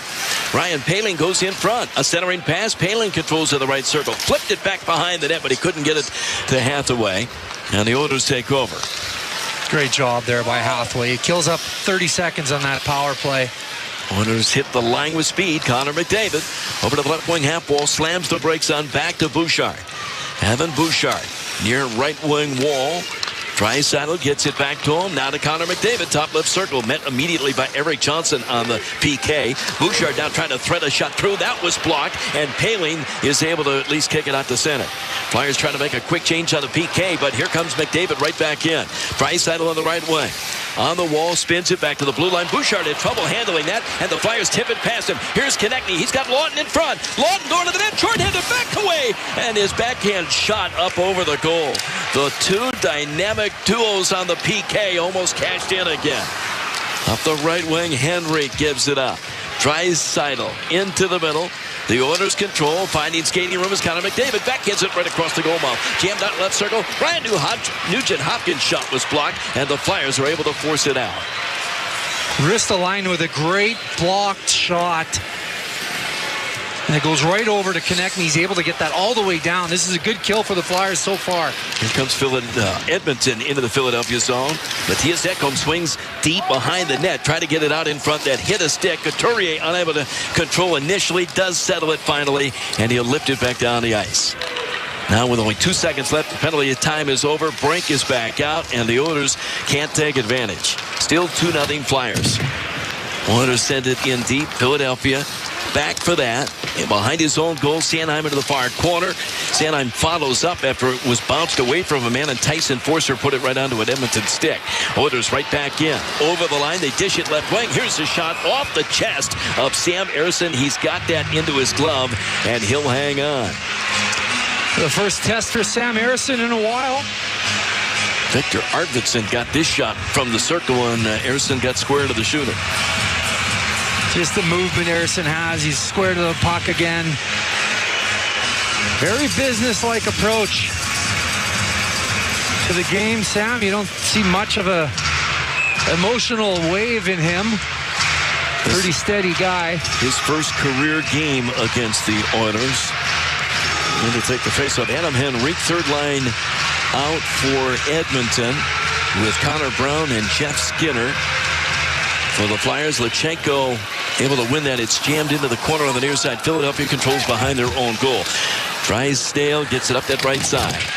Luchenko tipped it across center ice. Eric Johnson jumps in, stuffs it into the left corner of the Edmonton end. The Oilers hustle back for that. Luchenko in the forecheck, but the Oilers trying to spin away from that. Henrique bothered by Luchenko. And finally, the Oilers will lift that out at center. They missed that outlet pass for Brett Kulak, and Philadelphia scrambles back for that. Just over 6:15 left in this first period. Owen Tippett gets it ahead of the Edmonton zone. Here's Travis Konechny on the left wing. Spins it back down low. Luchenko still out there. Flyers in the middle of a change here. Fighting for it, Luchenko on the end boards. Long enough for Konechny to play it out left point. Yegor Zamula goes point to point. Ristolainen winds it back in behind the goal on the near half wall. Konechny to Zamula. Across to Ristolainen. Now on the near side, trying to dance free of a man is Konechny. Konechny stops in the circle, played it back to the line. Zamula shot through, and Skinner calmly kicked that aside. The Oilers scoop it over to the far wall, and Podkolzin is able to clear it out to center. Flyers go back for that. Ristolainen. Left wing pass. Morgan Frost cut up to that. Spins away from an Oiler and dishes it back to his own blue line. 5.5 to play in the opening period. 2-0 Philadelphia. 2 power play goals by Matvei Michkov. His first 2 goals in the NHL. Flyers trouble with it in their own zone. Scoop it to the net. And Sam Erson's got to cover it there. So we get a timeout. 5:16 on the clock. 2-0 Philadelphia in Edmonton on the Philadelphia Flyers Broadcast Network. This is Philadelphia Flyers hockey on 97.5 The Fanatic. Hey Flyers fans, Owen Tippett here, inviting our youngest Flyers fans to join the Flyers Learn to Play rookie program, presented by Holman. Open to boys and girls between the ages of 5 and 9. The Flyers rookie program includes head-to-toe equipment, weekly on-ice group lessons, and some great gifts. The program is available at 15 rinks throughout the greater Philadelphia region. For more information and to register, visit philadelphiaflyers.com/rookie program. Why do the Flyers trust Penn Orthopedics? The same reasons why all our patients do. It's our experience, our expertise, and our focus on overcoming injuries of all kinds, beyond what some may think is possible. The specialists at Penn Orthopedics will stop at nothing to get you back to being you. There's orthopedic care, and then there's Penn Orthopedics Care, the official orthopedic provider of the Philadelphia Flyers. Schedule an appointment online at one of our locations near you at pennmedicine.org/ortho. Fans, discover the Legacy Club in Cherry Hill, New Jersey, where every day is a chance to create lasting memories. From its stunning golf course to distinctive dining options and family-friendly amenities, the Legacy Club offers something for everyone. Whether you're perfecting your golf game, enjoying a gourmet meal, or attending their exciting social or family events, the Legacy Club is your happy place. Ask about their fall membership promotion today. For details, visit thelegacyclub.com. That's thelegacyclub.com. Philadelphia Flyers hockey on the Flyers Broadcast Network. Shop all the latest Flyers gear, including the new 24-25 Flyers jerseys. Anytime from anywhere, only at shop.wfcphilly.com. Well, we knew it was just going to be a matter of time before Matvei Michkov busted out. Had an assist in his first 2 games. Now he's got 2 goals, both on the power play here in the opening period. Flyers with a 2-0 lead. They have outshot the Oilers 10-4 in the first 3/4 of this first period. The Flyers are managing the puck well, executing through the neutral zone, and making it hard for the Oilers coming through the neutral zone. Flyers deep in their own end after the faceoff. Drysdale got there, jams it up the wall, and Philadelphia does break out. Ryan Poehling out with Scott Lawton and Garnet Hathaway on the 4th line. Wrapped over into the near corner. Down the wall, Drysdale couldn't get to it. He's caught now as Edmonton comes 3-on-2 the other way. Drysdale over the line to Draisaitl, a centering pass, and unable to get it in front was Ekholm. McDavid goes to get into the far corner. Back to Matthias Ekholm. Backs out left point. Over to Bouchard. Big shot. They score. And Ersson says no goal. And the referee agrees. So I think Ersson was interfered with. They're not going to count this goal. The building doesn't recognize it yet. Bouchard's got a huge shot. Well, I think Ersson was interfered with. Yeah, this happened to the Oilers twice in the last game. They had goals disallowed against them, but it's disallowed because of goaltender interference. They're getting too close to the crease. You do not have any right to any of that blue paint. And it was pretty quick. It was Zach Hyman who actually went through the crease, I think. The call on the ice is no goal for goaltender interference prior to the goal. Zach Hyman, I think, was the one that went through the crease and made contact with Sam Ersson. He skated through, and you make contact with an umpire. And if you look at some of the early games around the NHL this year, we've seen this play about 4 times already. They're really going to call this tight, and this one clearly goalie interference. Yeah, so he's just coming through right in front. He touches into the blue paint, and he just has enough of that butt sticking out that touches Ersson's shoulder. And the ref sees it right away and makes the call. Well, the frustration builds in Edmonton as the Oilers have had now at least 4 goals waved off early in the season. Bobby Brink separated from the puck in the Edmonton end. The Oilers come back for that. Here's Victor Arvidsson. His cross-ice pass off a Flyers stick. Knocked the stick right into the hands of Farabee. And back to get it, Brett Kulak. He'll get it to center ice. Flyers take over. Zamula backs into his own end. To Ristolainen, and he'll lift that puck into the air into the right wing corner. The Oilers scramble back for that. That is icing, though, because Risto was on his own side of center. Couturier's arguing he thought he would have won that race, but they're not going to get that call. Yeah, that icing was close, but out of Edmonton, this is a lot of goals called against them for that exact call, goaltender interference. They've now had more goals waved off than goals scored that have counted in their first 4 games. The league's going to make sure that they protect the goaltenders in that blue crease. They're going to call those all year tight like that. Tries Seidel in to take the faceoff. He wins it. Darnell Nurse hit the left point. Troy Stetcher, the other point man. It's the top line for the Oilers. Stetcher knocked it down. They scrum for it along the wall in the Philadelphia zone. In the corner it goes. Zach Hyman leaves it for McDavid. He'll wheel it out left point. Darnell Nurse tried to thread a pass into the middle. Flyers got a stick on that. Oilers still maintain control. McDavid gives it up into the middle now. Hyman threw it to the slot, and Draisaitl got there, but he couldn't do anything with it, and the Flyers find it and clear. Philadelphia makes a quick change. Nurse headbands quickly up the right wing. David gets it into the corner. Hyman is there. They've got it pinned into the up against the dasher in the corner. Tyson Forster leaning on the puck. Connor McDavid trying to knock that puck free. We got a penalty coming up, and a Flyer was finally taken to the ice. I think it's going to be an elbow on the Oilers, and this may be Zach Hyman that goes in. Philadelphia's going to get their 4th power play of this period. Tyson Forster and Travis Sanheim are battling against Connor McDavid and Zach Hyman in the corner, and the frustration just starts to boil over. Hyman obviously not one to take dumb penalties, but this is one of those ones. He catches Sanheim with a little bit of an elbow, I think, right in front of the goaltender. We've talked about discipline going into the game. Obviously, we were thinking Flyers, but the Oilers didn't get the memo because they've taken 4 minor penalties. And the Flyers, with 2 power play goals, go on their 4th chance. First unit is out. Frost, Michkov, Tippett, Konechny, and Drysdale.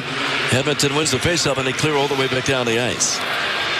What an exclamation point this would be if they can get another one before the end of the period. Here's Owen Tippett up the left wing. Into the Edmonton zone, gets by the first man, Ekholm, then took the shot from cutting to the net for the base of the left circle, and Skinner's got to make a good save and hangs out. Nice move coming up. Entries are a lot better on their power play tonight. We're going to do a quick research, look back and see the last time the Flyers hit 3 power play goals in a period. That doesn't happen that often. Certainly not this team the last few years. Last in the NHL 3 straight seasons on the power play, but they're off to a pretty good start this year. Puck deflected off the glass and went out of play. They're going to keep the faceoff in the Edmonton end. That was a failed attempt at a clear by Darnell Nurse. It's a little too high up in the glass and goes right up into the netting. So the faceoff in the circle to the left of the Edmonton net, and Frost's going to be tossed out of the faceoffs.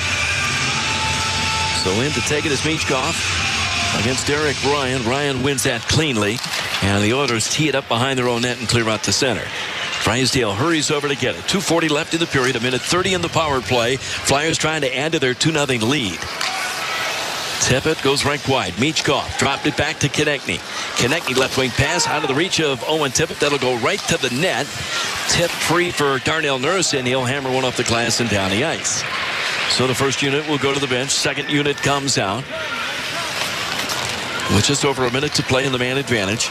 Zamula lays it over to Jetlachenko, and he'll head man onside at the Edmonton line. Farabee dropped it back on the left wing. Forrester kicked it back toward the front of the net, but the Oilers are going to get there, take it from Skinner, and they'll play it out the center. Controlling that, but Colson in the Flyers zone, but it's knocked off of his stick. And now Philadelphia goes back out on the attack.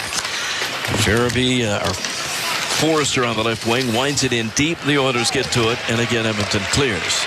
Second unit has not had the success that they have had recently. Here's Zamula.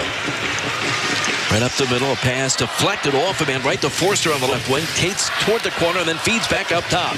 Zamula through traffic took that shot. It was deflected wide off the stick of Bobby Brink. Brink goes in after it, but the Oilers win the battle, and Connor Brown backhands it down the ice.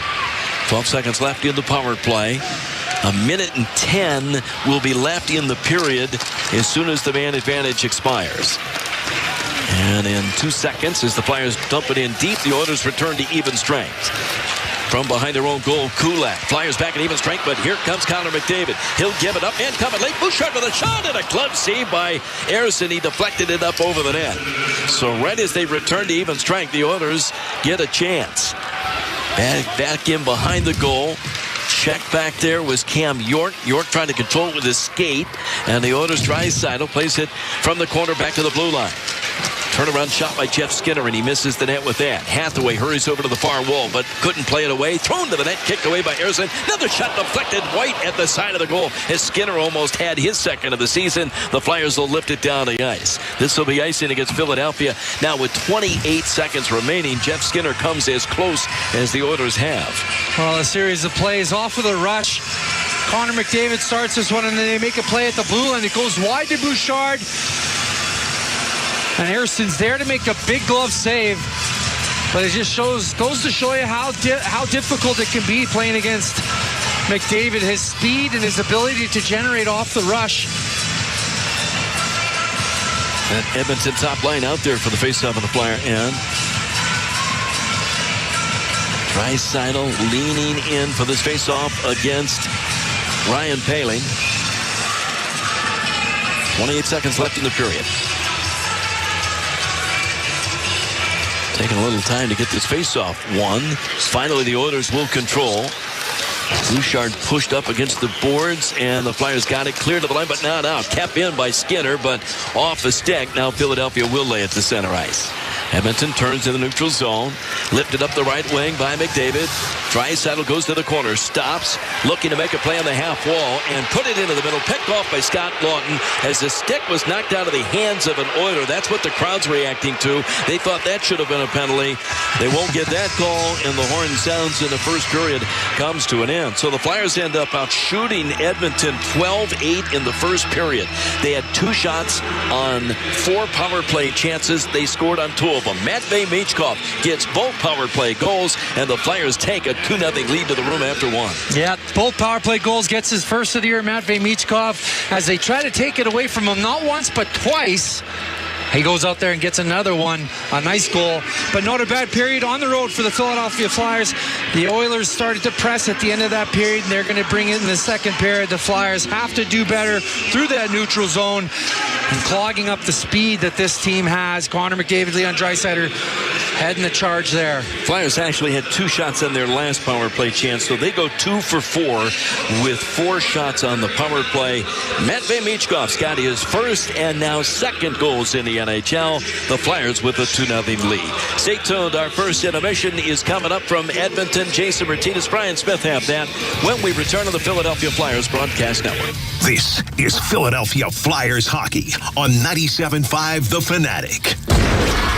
Get ready for the biggest concert of the year. It's Rod Wave's Last Lap Tour. Come here to save my DJ, come to betray me. Been feeling unlucky. It's Rod Wave, live in concert, Sunday, December 1st at Wells Fargo Center. I wrote this song to make you smile, can you feel it? Also, Moneybag Yo, Juicy, Lil Papa, and Illmatic. Tickets are on sale now at official-rodwave.com. And don't forget, the new single from Rod Wave, Fall Fast in Love, is now available on all platforms.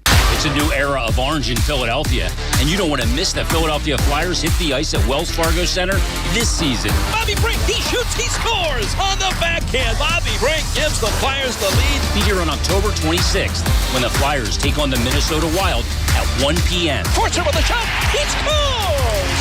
Tyson Forster buries one. The first 10,000 fans in attendance will receive a Flyers fanny pack. Get your tickets now, only at PhiladelphiaFlyers.com. Stick check. It's snack time, Flyers fans. So ditch those tiny, bland, boring mozzarella sticks and level up with Big Mozz. Made with 100% whole milk mozzarella and real fresh ingredients.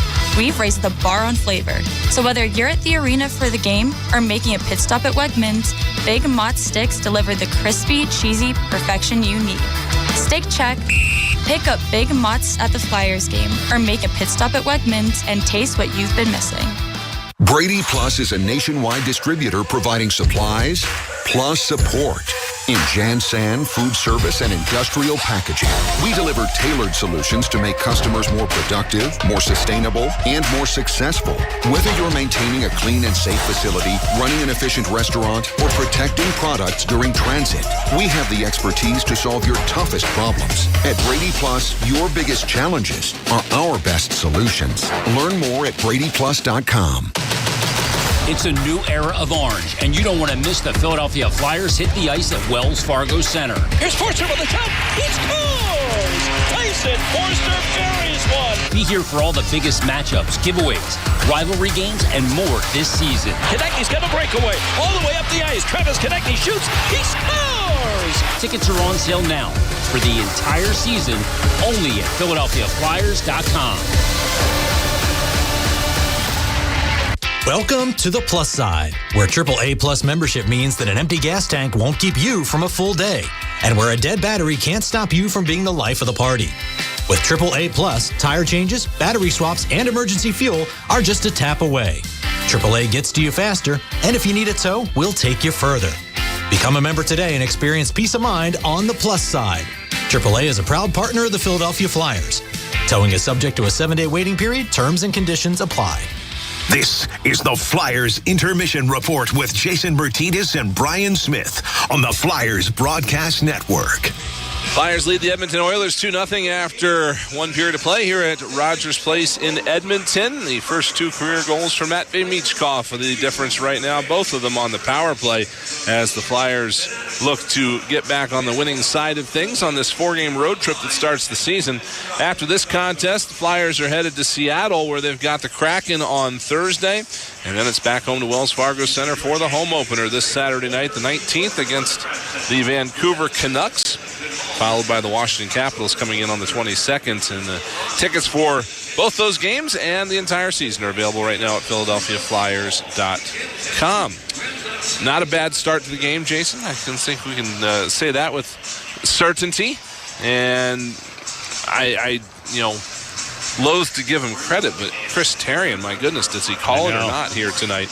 As he thought that Matvei Michkov might have a pretty big game in store, and he was right in just the first 20 minutes. Yeah, and the other point, his key number 3, was to get it done on their power play as well, on the Flyers power play, and obviously they've done that. Yeah. There's so many interesting things from this period. Number one, the fact that Edmonton took 4 minor penalties. And that just tells you that the Flyers are dictating the pace and dictating the play, and Edmonton's chasing it. That's number one. And then to get a couple power play goals, just absurd. And I mean, Brian, we saw Michkov's first goal in a Flyer jersey in the rookie game, scored from that same spot where he got the first one. Yep. And and just watching this kid play, I've said this, and I'm going to ask Torts about this tomorrow for Hockey and Hounds. He thinks he can score from anywhere. And right. Why wouldn't he? Because he does. Yeah. It's pretty incredible.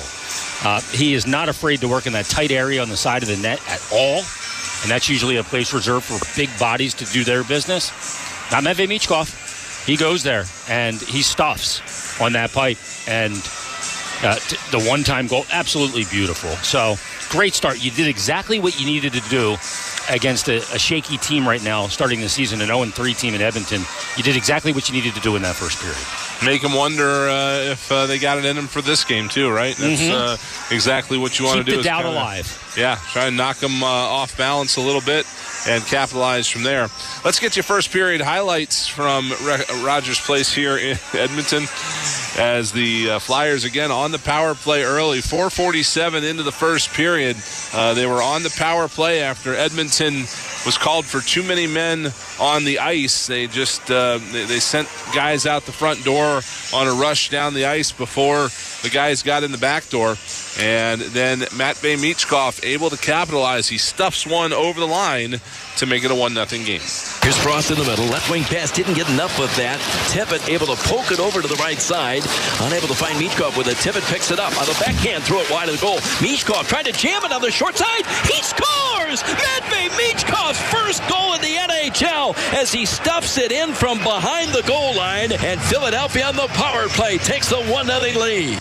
It's Michkov from Tippett and Frost, 4:47 of the first period. Matvei Michkov was the only person who called that a goal on the ice initially besides Tim Saunders. So they were pretty well linked up. And after a lengthy review, it was confirmed to be over the line. And Michkov earning the first there on a good play to the right of the net. How the heck did he know it was in? Well, if you look at the replay, his face is about 2 feet from the ice when it goes in. He had the best look of anybody in the building. Yeah, his chin was almost on the ice. He was down so low, looking to see if that was going to sneak in as Skinner went into that RVH. And there's always a little bit of a couple creases in there in an RVH, especially when you do what Skinner did, skate on post. And Michkov just sticks to it, and then they challenge it. I couldn't believe they challenged it. Yeah. For pushing him. He never got pushed into the net. No. I don't know. What are you challenging? We were talking about it up here. You have to push the leg into the net with the puck. Yeah. And the leg never moved, did it? I don't really think so. Not that I saw. I mean, and the puck was over the goal line before any push. Maybe there was a strike after that moved his leg a little bit, but the puck was already over the goal line. You can see that from the goal cam, clear as day. And look, when they sent this thing up to Toronto, it was easy. It was easy pickings. You saw in the goal cam the puck go right over the goal line and an Edmonton stick come in to try and pull it out. So that was an easy one for Toronto. And Michkov's first NHL goal. The Oilers did kill off the ensuing penalty for the unsuccessful challenge. However, about 3 minutes later, just a really unnecessary penalty for Corey Perry. He was standing in front of the Flyers bench as Scott Lawton was skating off to change. And Lawton came 25, 30 feet toward Corey Perry. Who knows if he said something, if something had happened earlier, but as Lawton was starting to head through the door, Corey Perry gave him a whack across the stomach. Unfortunately for him, there was a referee about 10 feet behind him. He calls the slashing penalty, and the Flyers capitalize on the ensuing power play. It is Michkov again, this time no question about it.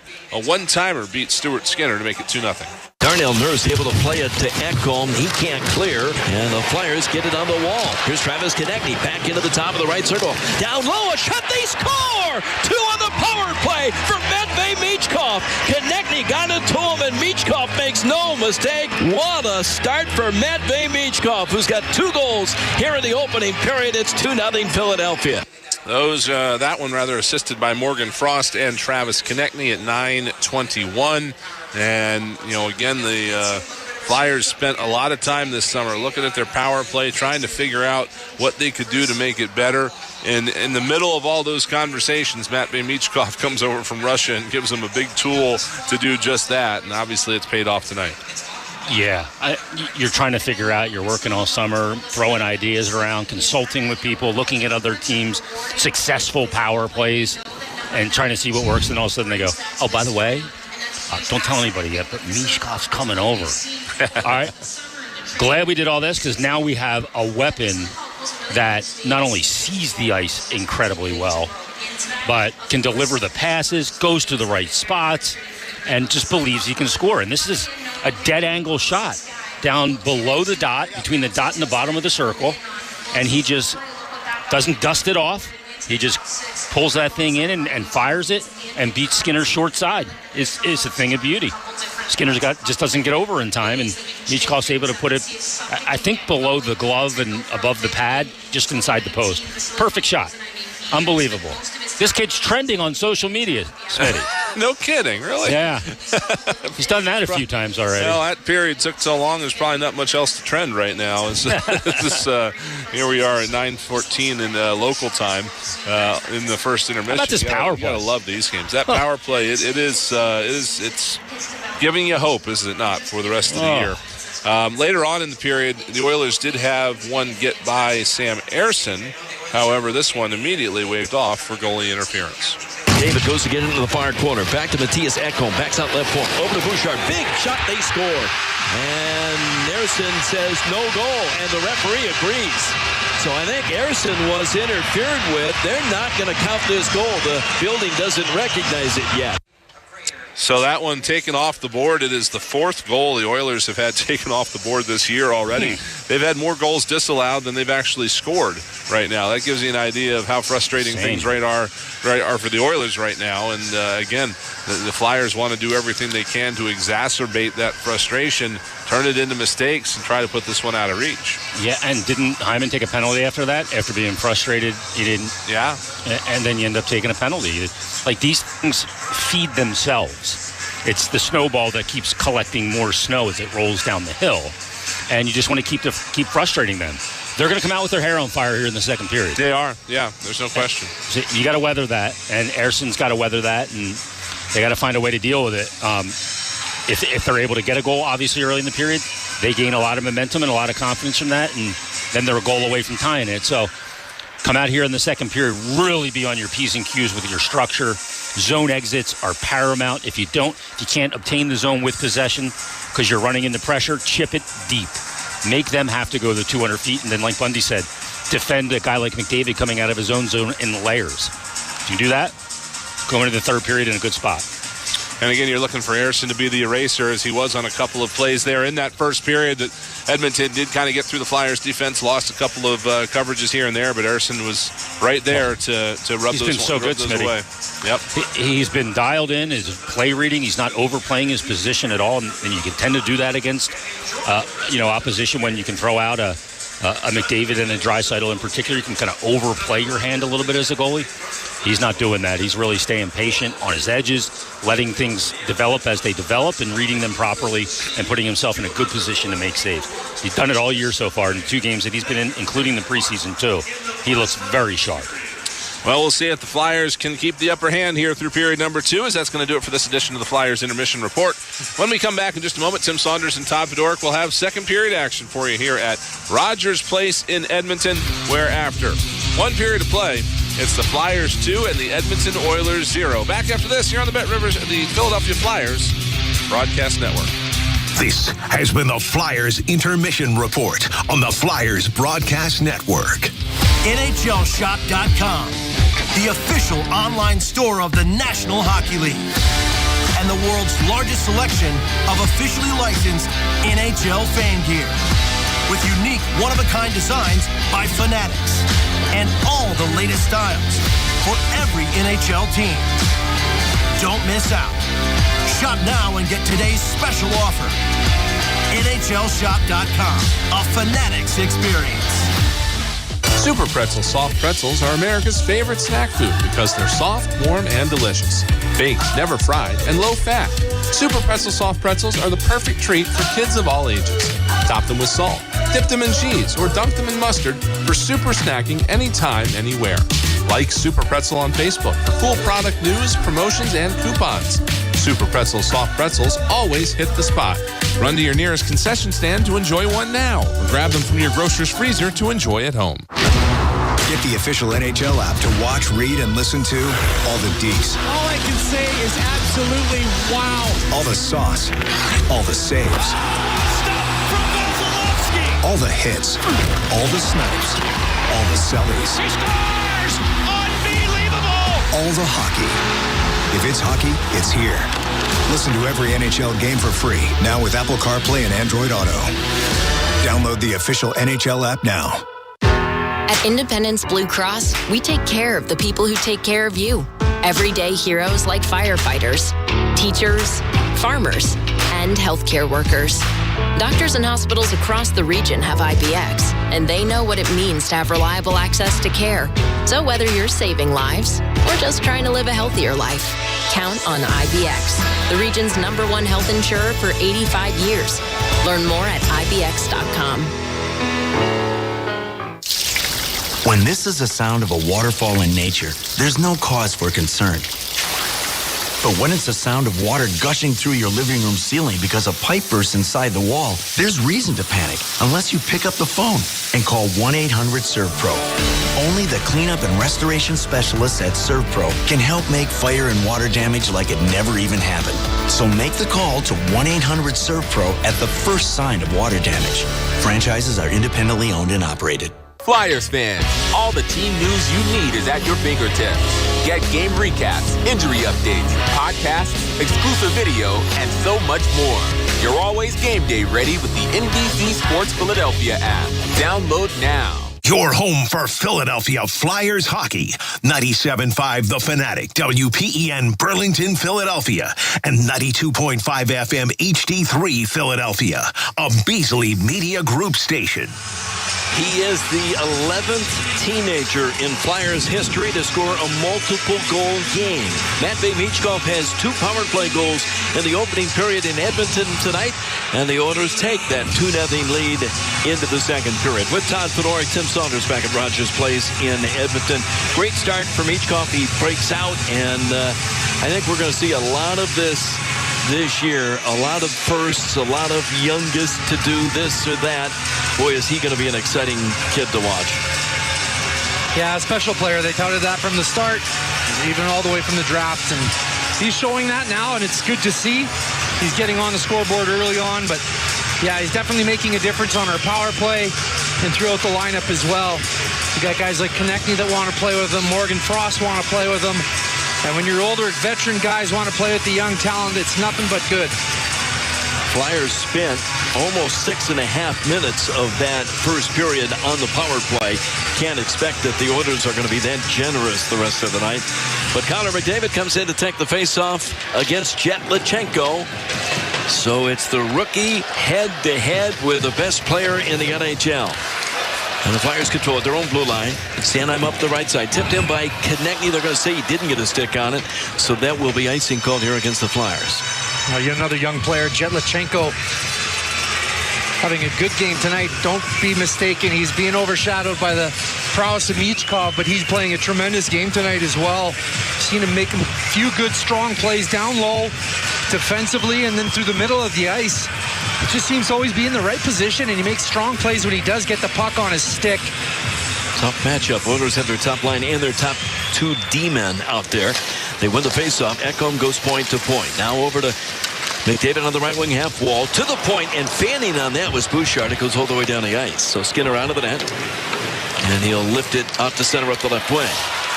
Deflected by Draisaitl, but right to a Flyer. Now Konechny sends in Tyson Forster. He was poke check, and the Oilers regain control. Matthias Ekholm, headmans. McDavid at the line, dropped it back for Draisaitl. Cuts into the middle on the backhand, trying to get it back out in front. It was swatted away, and Philadelphia able to clear. Great defensive play by Lichenko right in front of the net, and negates that pass. If you listen to the Oilers and their coach and a lot of their players are saying they just have felt disconnected offensively in the first 3, now 4 games to start the season. Puck management, handling the puck hasn't been as good as they're accustomed to. You know that's just a matter of time. So the Flyers have got to strike while the iron is hot, I guess. Yeah, get your pickings when you can. Obviously, Edmonton's probably a team that's going to be there in the finals. Well, maybe not the Stanley Cup finals, but definitely the playoffs for sure. Not much has changed. They still have Connor McDavid and Leon Draisaitl. Now it's the second line. Vasily Podkolzin with Ryan Nugent-Hopkins and Victor Arvidsson. Oilers win that faceoff. Sent it intentionally wide of the net. Batted away off the blocker of Ersson, and Konechny dishes it across. Now Tyson Forster on the left wing. He'll bump it up the wall, and Philadelphia will get a change made as the Oilers go back to that. Early going to the second period. Icing going to be called here against Edmonton. So this faceoff will come back into the circle left of the Edmonton net. And the Flyers have Michkov back out with Forrester, Owen Tippett, and Morgan Frost. 2 goals, both in the power play. Flyers now 5-on-5. Look to add to that. And Tippett shot the puck off the stick into the air and out of play. Owen Tippett not been able to generate a whole lot offensively yet, but he's been very involved physically and otherwise. Yeah, he's getting opportunities. I like his opportunities because they're shot opportunities. He got such a tremendous shot. Quick release and accurate. Off the faceoff, Michkov gave it to Tippett. In turn, leaves it for Zamula, who misses the net with a shot. Scoop back in behind the goal, fighting for it there. A centering pass, and Frost puts it all the way back into his own end. Trying to get that to the point man, and he missed Ristolainen with it. Here inside his own blue line now. Owen Tippett backhands it around behind his own goal. So Mula lifts it out at center, looking for Michkov. He was upended as he runs into a man. They're going to say it was just glove from one man to another. That's the whistle, and the Flyers will change. Yeah, that's just Emerson making a illegal play on Michkov, but it's a hand pass in the neutral zone.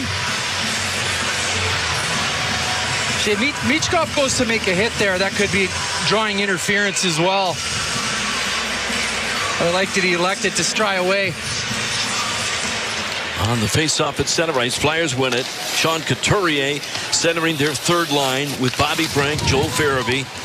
Puck into the corner on the Edmonton, and Skinner scoops it in behind his own goal, but getting to it, Farabee feeds to Couturier below the goal line, looking in the slot, but he was unable to get that to a teammate, and the Oilers intercept. From center ice, Skinner winds it in deep. Comes up the near wall and out. Now the Flyers pounce on that. Joel Farabee's got Couturier going to the net. Coming late, Bobby Brink with a shot, and he fired it up over the goal. Got to hit the net there. Edmonton right back in on the attack in the Philadelphia zone. Thrown to the goal, the rebound, and thrown right back in on net. Ersson on his hands and knees is able to make that save on the defenseman Darnell Nurse, who got there. What a save by Ersson as he lets this rebound go, which is something he's been pretty good at so far. Goes right in front, and Darnell Nurse right at the hash marks. Get this, right on the tape on the forehand. And Ersson's able to get out a little bit more. And Bobby Brink may have got a little bit on that shot to block it as well. But a great opportunity by Edmonton. Fourth line here for the Oilers against the fourth line for the Flyers. Ryan Poehling wins the faceoff, and Philadelphia will hoist that puck back to the Edmonton zone. That'll go right in on net, and with little else to do it, Jeff Skinner, or Stuart Skinner, puts the glove on it, and this will set up a faceoff on the Edmonton net. I think Nurse might be trying to... And he's tangled with Garnet Hathaway. Hathaway among the hits leaders last season, second in the league only to Jeremy Lauzon, and fourth in penalty minutes. What an addition Garnet Hathaway was. Yeah, I think Darnell is trying to get him, Nurse is trying to get him to dance a little bit. Maybe get something going. It's a 2-goal lead. You gotta... Edmonton's not in a good position right now. They haven't won a game this year. They got to do something. Darnell Nurse, if it's a fight, it's a fight. If it's a couple of goals, it's a couple of goals. Right now, they can't get anything going. It looks like Darnell was trying to get Hathaway to go there. Darnell Nurse, well known around the National Hockey League. His uncle's better known in Philadelphia. His uncle is Donovan McNabb. Travis Konechny going to be in to take the face-off after the Flyers center was tossed out. Connecting the circle to the right of the Edmonton goal, but the Oilers control that.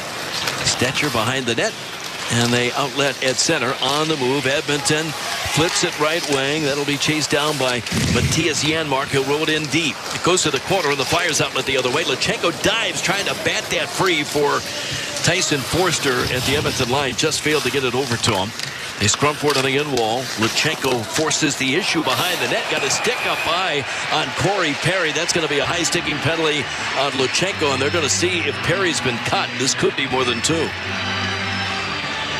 I think Perry sold this a little bit, but it's just a 2-minute high sticking penalty.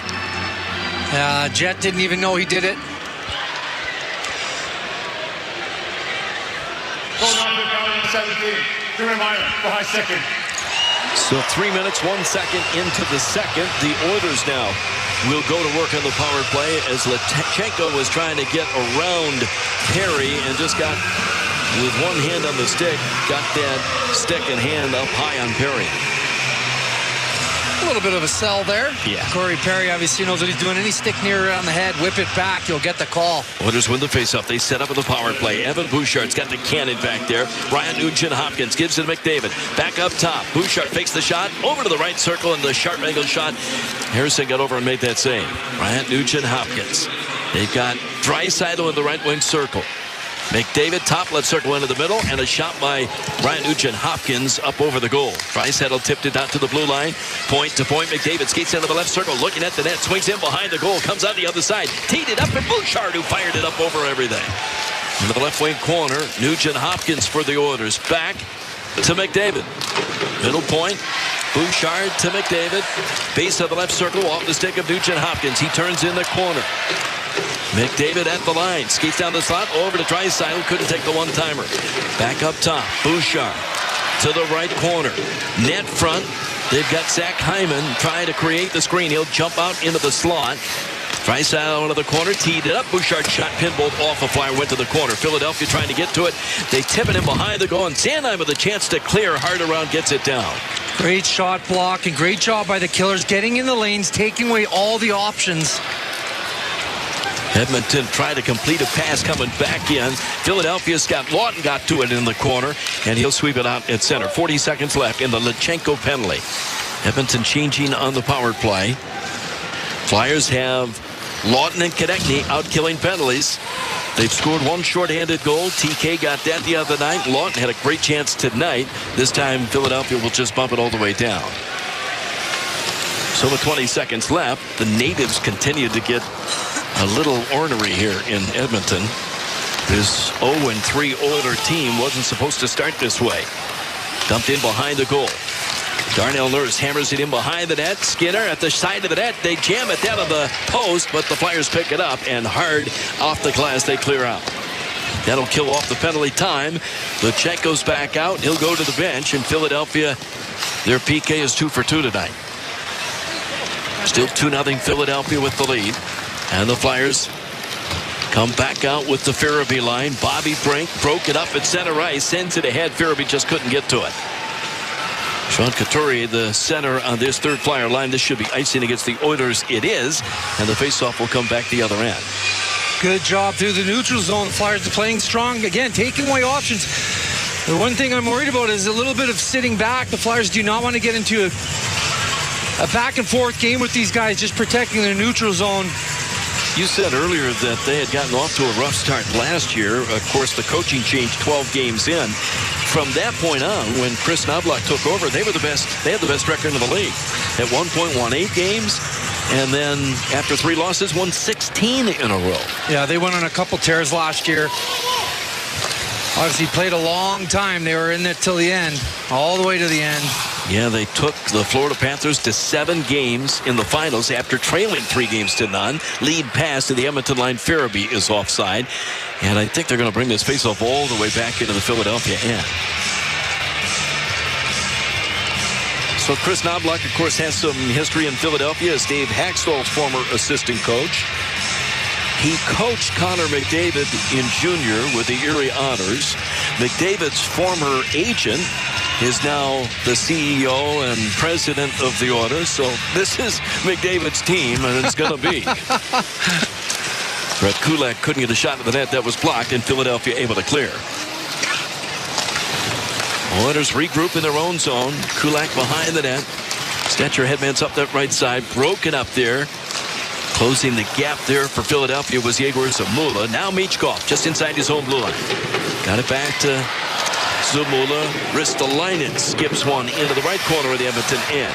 On the forecheck, Hathaway trying to kick that puck free.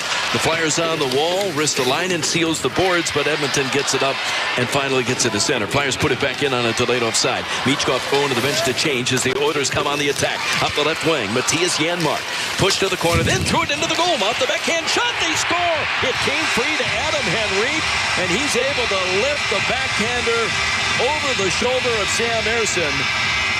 Maybe a fortunate bounce for the Oilers, but good goal scorer's goal for Adam Henrique, and the Oilers are on the board. It's 2-1 Philadelphia. It's a rebound play from down low. The Oilers do a good job getting it down low and to the net. Sam Harrison makes the first play on an inerrant pass from Janmark to the front of the net. And this one goes off of his paddle, and it goes right on the stick of Adam Henrique. He's able to put this one upstairs. It's a nice goal by Adam Henrique. Not much of an opportunity for a save on that one as Harrison couldn't handle that rebound. It goes right to the Oilers player coming in. Henrique goes bar down backhand. Janmark will draw the assist on Adam Henrique's goal, his first of the season. And Henrique has scored 17 goals in his career now against Philadelphia. The only Oiler with more career goals against the Flyers is Jeff Skinner. Now batted back into the Edmonton end, and Joel Boucher goes back for that. Brett Kulak draws the other assist, along with Janmark, on the Henrique goal to make it 2-1. Philadelphia's Tyson Forster behind his own goal. And now the Flyers break out. Travis Sanheim lifts it into the air. That'll be gloved down, batted away by Ekholm. And the Flyers scramble back into their own zone. Sanheim played it up the boards and coughed it up, and Edmonton tried to take advantage. McDavid just unable to feed it into the left wing corner for Draisaitl. Flyers regroup, but Draisaitl's got it below the goal line. Played it out right point. They go point to point. Kulak deflects off a Flyer, and Philadelphia outlets. Flyers in the middle of a change. Scott Lawton gets a body on a man behind that. Ekholm skates away from him. Kulak headbands up that right wing, tipped in at the Flyer line to the far corner, and back for that is Ryan Paley. Dishes and lost it in behind the net. Edmonton to the goal, and Ersson's got to make a save. Flyers sloppy puck management here in the second period. Oh, Paley gave it away to the wrong guy there in McDavid. Here's Edmonton at their own blue line. Draisaitl put it into the middle. Bouncing off a check. Connor McDavid's got it. Pushes into the corner. Flyers recover back there. Knock it away. And at the line, it is kicked back into the Edmonton zone. At center ice. Lifted in by Yegor Zamula. Oilers' Darnell Nurse gives it up, but we've got a whistle away from the play. And they're going to take the timeout. I don't think there's a penalty called here. I think they're just going to delayed offside. So a timeout on the ice taken to the second. 11:34 to go in the period. 2-1 Flyers on the Philadelphia Flyers Broadcast Network.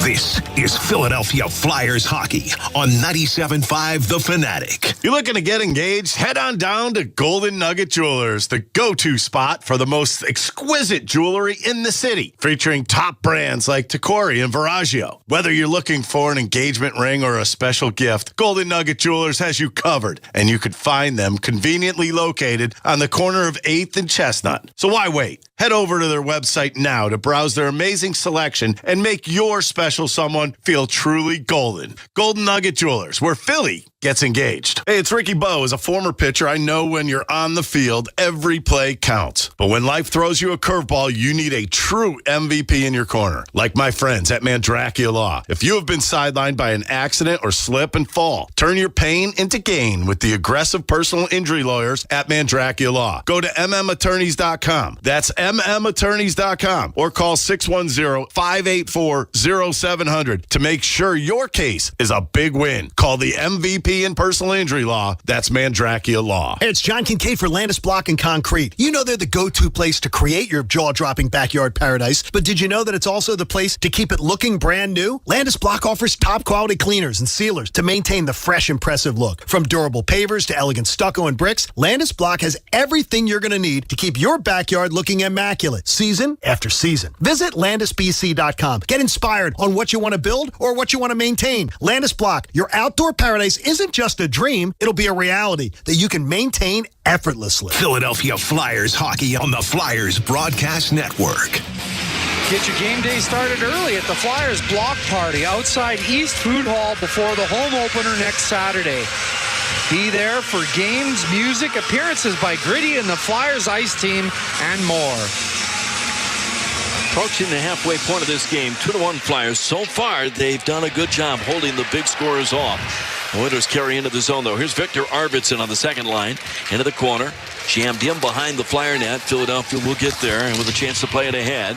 Matvei Michkov into the middle at center ice. Batted left wing by Frost. And the Flyers not able to get there to keep it on side. Edmonton quickly the other way. Arvidsson wings it in behind the net. Victor Arvidsson signed as a free agent 2-year deal with the Oilers. Broken stick on the part of Darnell Nurse, and the Flyers try to take advantage. Carrying down the ice. Tippett gets to it and winds it in behind the Edmonton net. Into the left wing corner. Frost left it there. The Oilers clear, but right to Frost. Frost sets it up. Sanheim jumps in with a shot. And in his 500th NHL game, Travis Sanheim has a chance, but Skinner gets over and makes the save. Good read by Frost to turn back. Creates his turnover, breaking up that pass. Sees Sanheim coming, opens up on that one-timer. Sanheim, we love that big shot. He lets it go, but Skinner's up to the task. Gets across and makes a glove save. Swallows that puck, too, so there's no rebound. Sanheim leads the Flyers in ice time.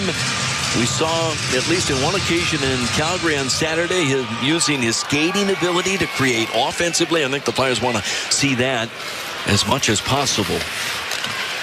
Sanheim jumped in there. Now a loose puck. Konechny caught up to that. Going to the net with a shot. He tried to beat Stewart along the ice. And his stick broke. His stick broke as he let it go. Oilers back in. Brett Kulak stops in the far corner. The D-man for the Oilers just cycles back in behind the net with it. Oilers get there. Scooped into the middle. Here's a shot by Henrique. And a loose puck off the pad of Ersson. And the rebound just pushed wide. Jeff Skinner had the chance. We got another penalty coming up. It's going to be interference. Actually a slash on Travis Konechny. The Oilers, it's their turn now to be going on the power play. And Travis Konechny's trying to argue with the ref. Never seen it done before. Second straight penalty called on the Flyers. This is slashing on Konechny at 9:42 of the second period. And the Oilers on their third power play chance. Now Sam Harrison is keeping the Flyers in this game. The Oilers have been pressing, obviously, a little more motivated in this second period. They've controlled the majority of the play, and now they're going on the power play in a 2-1 game. Oilers did not have a shot at their last power play. 0 for 2. Here's Draisaitl. Wins the faceoff. McDavid gets it back to the line. Bouchard to Nugent Hopkins. Side of the net. It kicked away from Zach Hyman, and Philadelphia able to push it out the center. Hyman will do the dirty work. He'll usually go net front. Oilers lift it to McDavid. Stepped in at the line. Leaves it for Nugent Hopkins. He'll in turn drop it to the point. Bouchard gets it right wide. Draisaitl makes a move into the right wing circle. In the corner. They get it back up top at the right point. Over to Nugent Hopkins, side of the net, down low. And Hyman unable to get it to Draisaitl in front. Draisaitl picks it up. Back over top right circle, jumping into the slot. McDavid. Connor McDavid gets it again. In front, the centering pass. Kicked away by Philadelphia. It stays in the zone, though. At the line, Evan Bouchard. He'll walk the line. Over to Draisaitl. Now McDavid set up in that right circle. Bouchard will give it to him. He'll curl off the wall, back to Evan Bouchard. Again to McDavid. Net front is Hyman.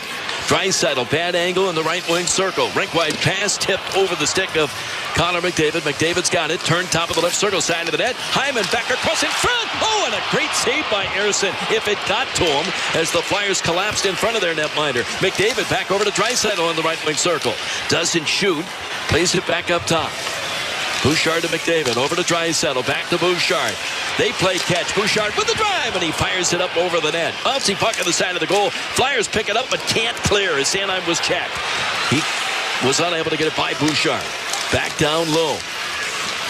Draisaitl back off of Bouchard. That'll go right to Poehling. Poehling will just dump it down the ice. Philadelphia changing. Stewart comes way out of the net to try to play that ahead, but broken up by Garnet Hathaway.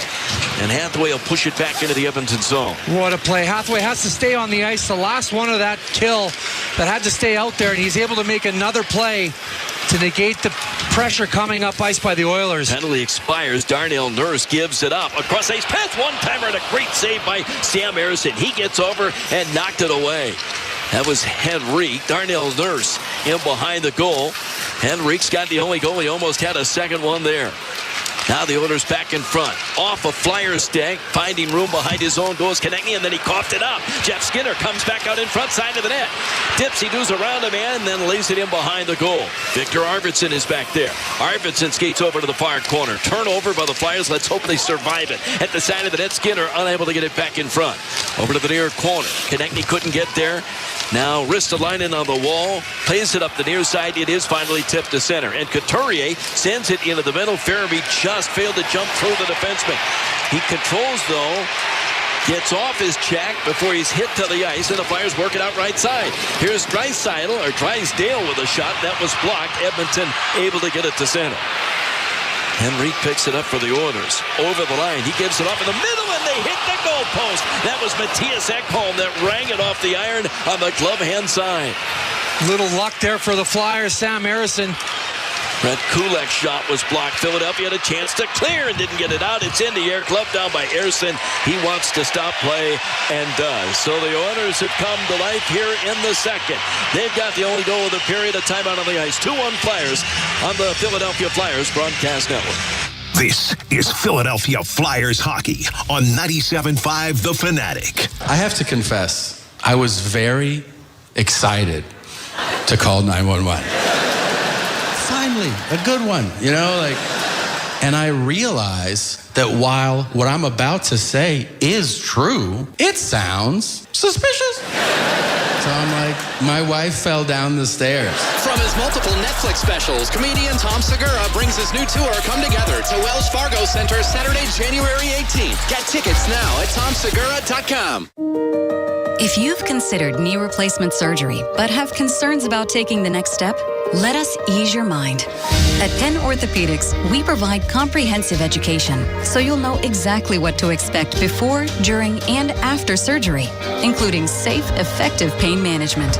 Our expert surgeons offer multiple treatment options, including robotic joint replacements. It's time to take the next step. Schedule an appointment at pennmedicine.org/joints. It's a new era of orange in Philadelphia, and you don't want to miss the Philadelphia Flyers hit the ice at Wells Fargo Center this season. Here's Owen Tippett going right in. Backhand, and he scores! Owen Tippett! Be here for the home opener when the Flyers take on the Vancouver Canucks on October 19th. Quick roll off the shot, they score! Travis Konecny! All fans in attendance will receive an opening night t-shirt presented by Coca-Cola Zero Sugar. Get your tickets now, only at PhiladelphiaFlyers.com. Philadelphia Flyers hockey on the Flyers Broadcast Network. Grab a ticket to your next Flyers game and score a 24-ounce Yuengling traditional lager and exclusive co-branded koozie with the Yuengling Night Out package. Available only at PhiladelphiaFlyers.com. Well, they outshot the Oilers 12-7 in the first period. The Oilers have outshot the Flyers here in the second 9-4. They're on the board on Adam Henrique's first of the season. The Oilers have come close to tying, and Sam Harrison has so far kept them at bay. Sam Harrison is playing a tremendous game. Great job on that kill. 5-on-5 hockey. Couturier jumps past Eric Ryan. Skating down to that. Owen Tippett. Tippett went to the net with a shot and just knocked away by Jeff Skinner, who got a piece of that. Some outside speed you see from Owen Tippett. We haven't seen that yet this year. Tippett on a loose puck. River skates it in behind the goal. Goes Morgan Frost. Comes out the near side. All the way out by the blue line. Then threw it up the net and deflected right to the goal. And Skinner's got it. Tippett comes over and gets sticks up high on Brett Kulak after Michkov was upended. Well, two bodies in front. The Flyers are going to the hard areas tonight. And that's what happens when you go to the hard areas. Kulak obviously taking exception. And tip it over coming in defense of Michkov. A little bit of scrums. They don't have to like each other out there. Hockey After Dark in Philadelphia. Late one here in Edmonton. And if you joined us late, boy, you missed a first period that Matvei Michkov will talk about the rest of his life. 2 goals, both on the power play. One from about 6 inches in front of the net. The other a one-timer from the base of the far circle. His first 2 goals in the league. Michkov out to take this face-off, and he wins it. The Flyers from center ice will send it in. Troy Stecher in the far corner. Got it to Nurse behind the net. And the Oilers start out. Skinner into the middle at center ice, and on the move into the Philadelphia zone is Connor Brown. He pulled over the shot that was blocked. Off the glass, the Flyers get it up the wall and ends up over the glass into the crowd and on a play. So the faceoff remains in the Philadelphia zone. Well, the best line tonight for the Oilers has obviously been Jeff Skinner, Adam Henrique, and Connor Brown. Every time they're on the ice, they're just gaining entry. They're having good minutes in the offensive zone time, obviously generating a lot of offense for their team. Or a worker type line as well. Paling against Henrique. The Oilers win the faceoff. Turnaround shot by Skinner, and he lifts it just up over the net. Him behind the goal. They try to get it back in front, and upended at the side of the net was the Flyer forward, Darnell Hathaway. That allows the Oilers to continue to scrum and keep it in the zone. At the blue line, Nurse sends it in front. One-time shot, and they score. They get it to Connor Brown after the Flyers got it to the line, but not out. And Connor Brown's got his first goal of the season. The Oilers have tied it at 2. Darnell Nurse does a really good job. He holds the line. This puck is bouncing. Darnell Nurse is able to keep it in front of him and keep it in the zone. He makes the play on the net. Connor Brown's going to the net after this play. And a nice little shot from a pass in the middle of the ice. That was a good play by Skinner to get it to him. Skinner gets this over to Connor Brown, and he's able to get that nice up and under the bar. A really nice goal by Connor Brown. He's really close and in tight and still has the presence of mind to get that upstairs and beat Sam Harrison. So it's the bottom 6 forwards that have done the damage for the Oilers. Philadelphia scored the first 2. Edmonton's got the last 2. Here come the Oilers looking for more. Derek Ryan stopped in the corner. Darnell Nurse in. He's pinned up against the wall. Forster upends a man from behind. And the Oilers keep it alive. Now McDavid tipped it out to the blue line. Connor McDavid back to the line to Bouchard with a shot that hit an Oiler right in front. Zach Hyman, he's down in a heap. And as the Flyers clear, they're going to whistle this down, and Hyman will go to the bench. We said Bouchard's got a cannon, and he just hit his own man. You talk about friendly fire. Yeah, Bouchard's there to meet him at the bench, but he goes straight down the tunnel. And the way that arm was hanging off the ice, you hope he's okay. All right, we get a timeout on the ice. 5.5 to go in the second. New game now, tied at 2 on the Philadelphia Flyers broadcast network. This is Philadelphia Flyers hockey on 97.5 The Fanatic.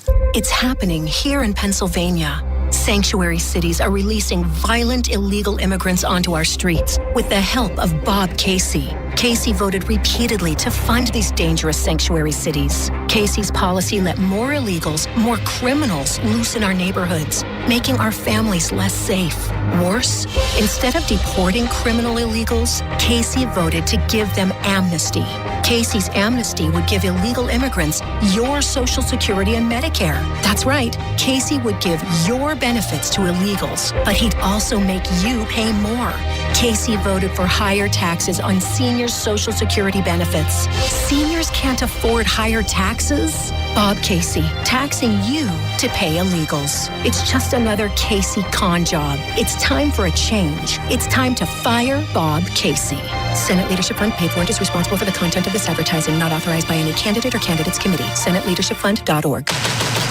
It's a new era of orange, and you don't want to miss the Philadelphia Flyers hit the ice at Wells Fargo Center. Here's Forster with the shot. He scores! Tyson Forster buries one. Be here for all the biggest matchups, giveaways, rivalry games, and more this season. Konechny's got a breakaway all the way up the ice. Travis Konechny shoots. He scores! Tickets are on sale now for the entire season only at PhiladelphiaFlyers.com.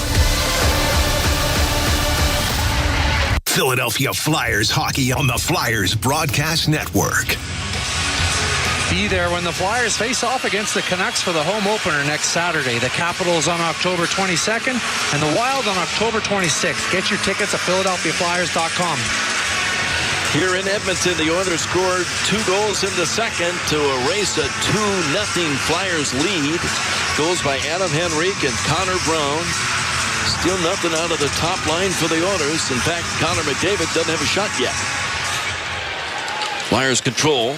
McDavid's line is out against Luchenko. So we kind of saw that coming this morning. Jet Luchenko centering Konechny and Forster. That's been the matchup that both coaches have resigned themselves to. Up the left wing, here's a shot. Ekholm was stopped. The loose puck and jam free Philadelphia's Luchenko carries the other way. At center ice, drop pass behind his back to Forster. Forster into the zone, unable to sidestep the defenseman Kulak. Goes in behind the net before he's bumped off the puck. In the corner, the Oilers get it up the wall. And Leon Draisaitl pushed off that puck. Philadelphia takes over. Here's Jamie Drysdale. Gets it ranked wide. Shot from the point. Eric Johnson shot deflected wide of the goal. Forster trying to hold it on the end boards. Oilers dig it free. And with a chance to clear, they get it up the wall. And finally now come out at center ice. Bouchard on the left wing to Draisaitl. Back across. Coming late. McDavid with a shot. It was actually Corey Perry and he hit the goalpost. So the Oilers have hit iron twice. Konechny over the line. Into the Edmonton zone. And he tried to flutter a pass in deep, but off the stick of Draisaitl. Now a turnover by the Oilers. Konechny sends back in Joel Farabee. Back across. Konechny into the middle, trying to get it to Ristolainen, jumping in with the Oilers. Got a stick on that and break it up. Edmonton takes over. Just over 4 minutes to play in the second. Puck a little ragged, play a little ragged in the Edmonton and the turnover. Bobby Brink gets it in front. Couturier unable to turn with the backhand. Finally threw it at the net. The loose puck. And Brink looking for it off a skate. Now trying to jam it off the end wall. The Oilers hold it long enough there for a whistle and 3:52 to play in the period. Well, a good couple of shifts by the Flyers there. They needed a response.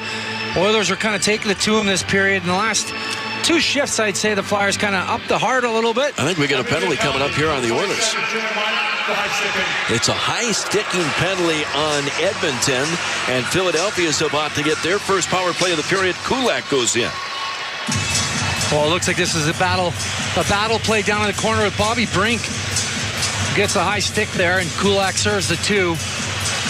16:08, the time of the penalty. Kulak for high sticking. Philadelphia 2 for 4 in the power play. Have a chance to regain the lead right here.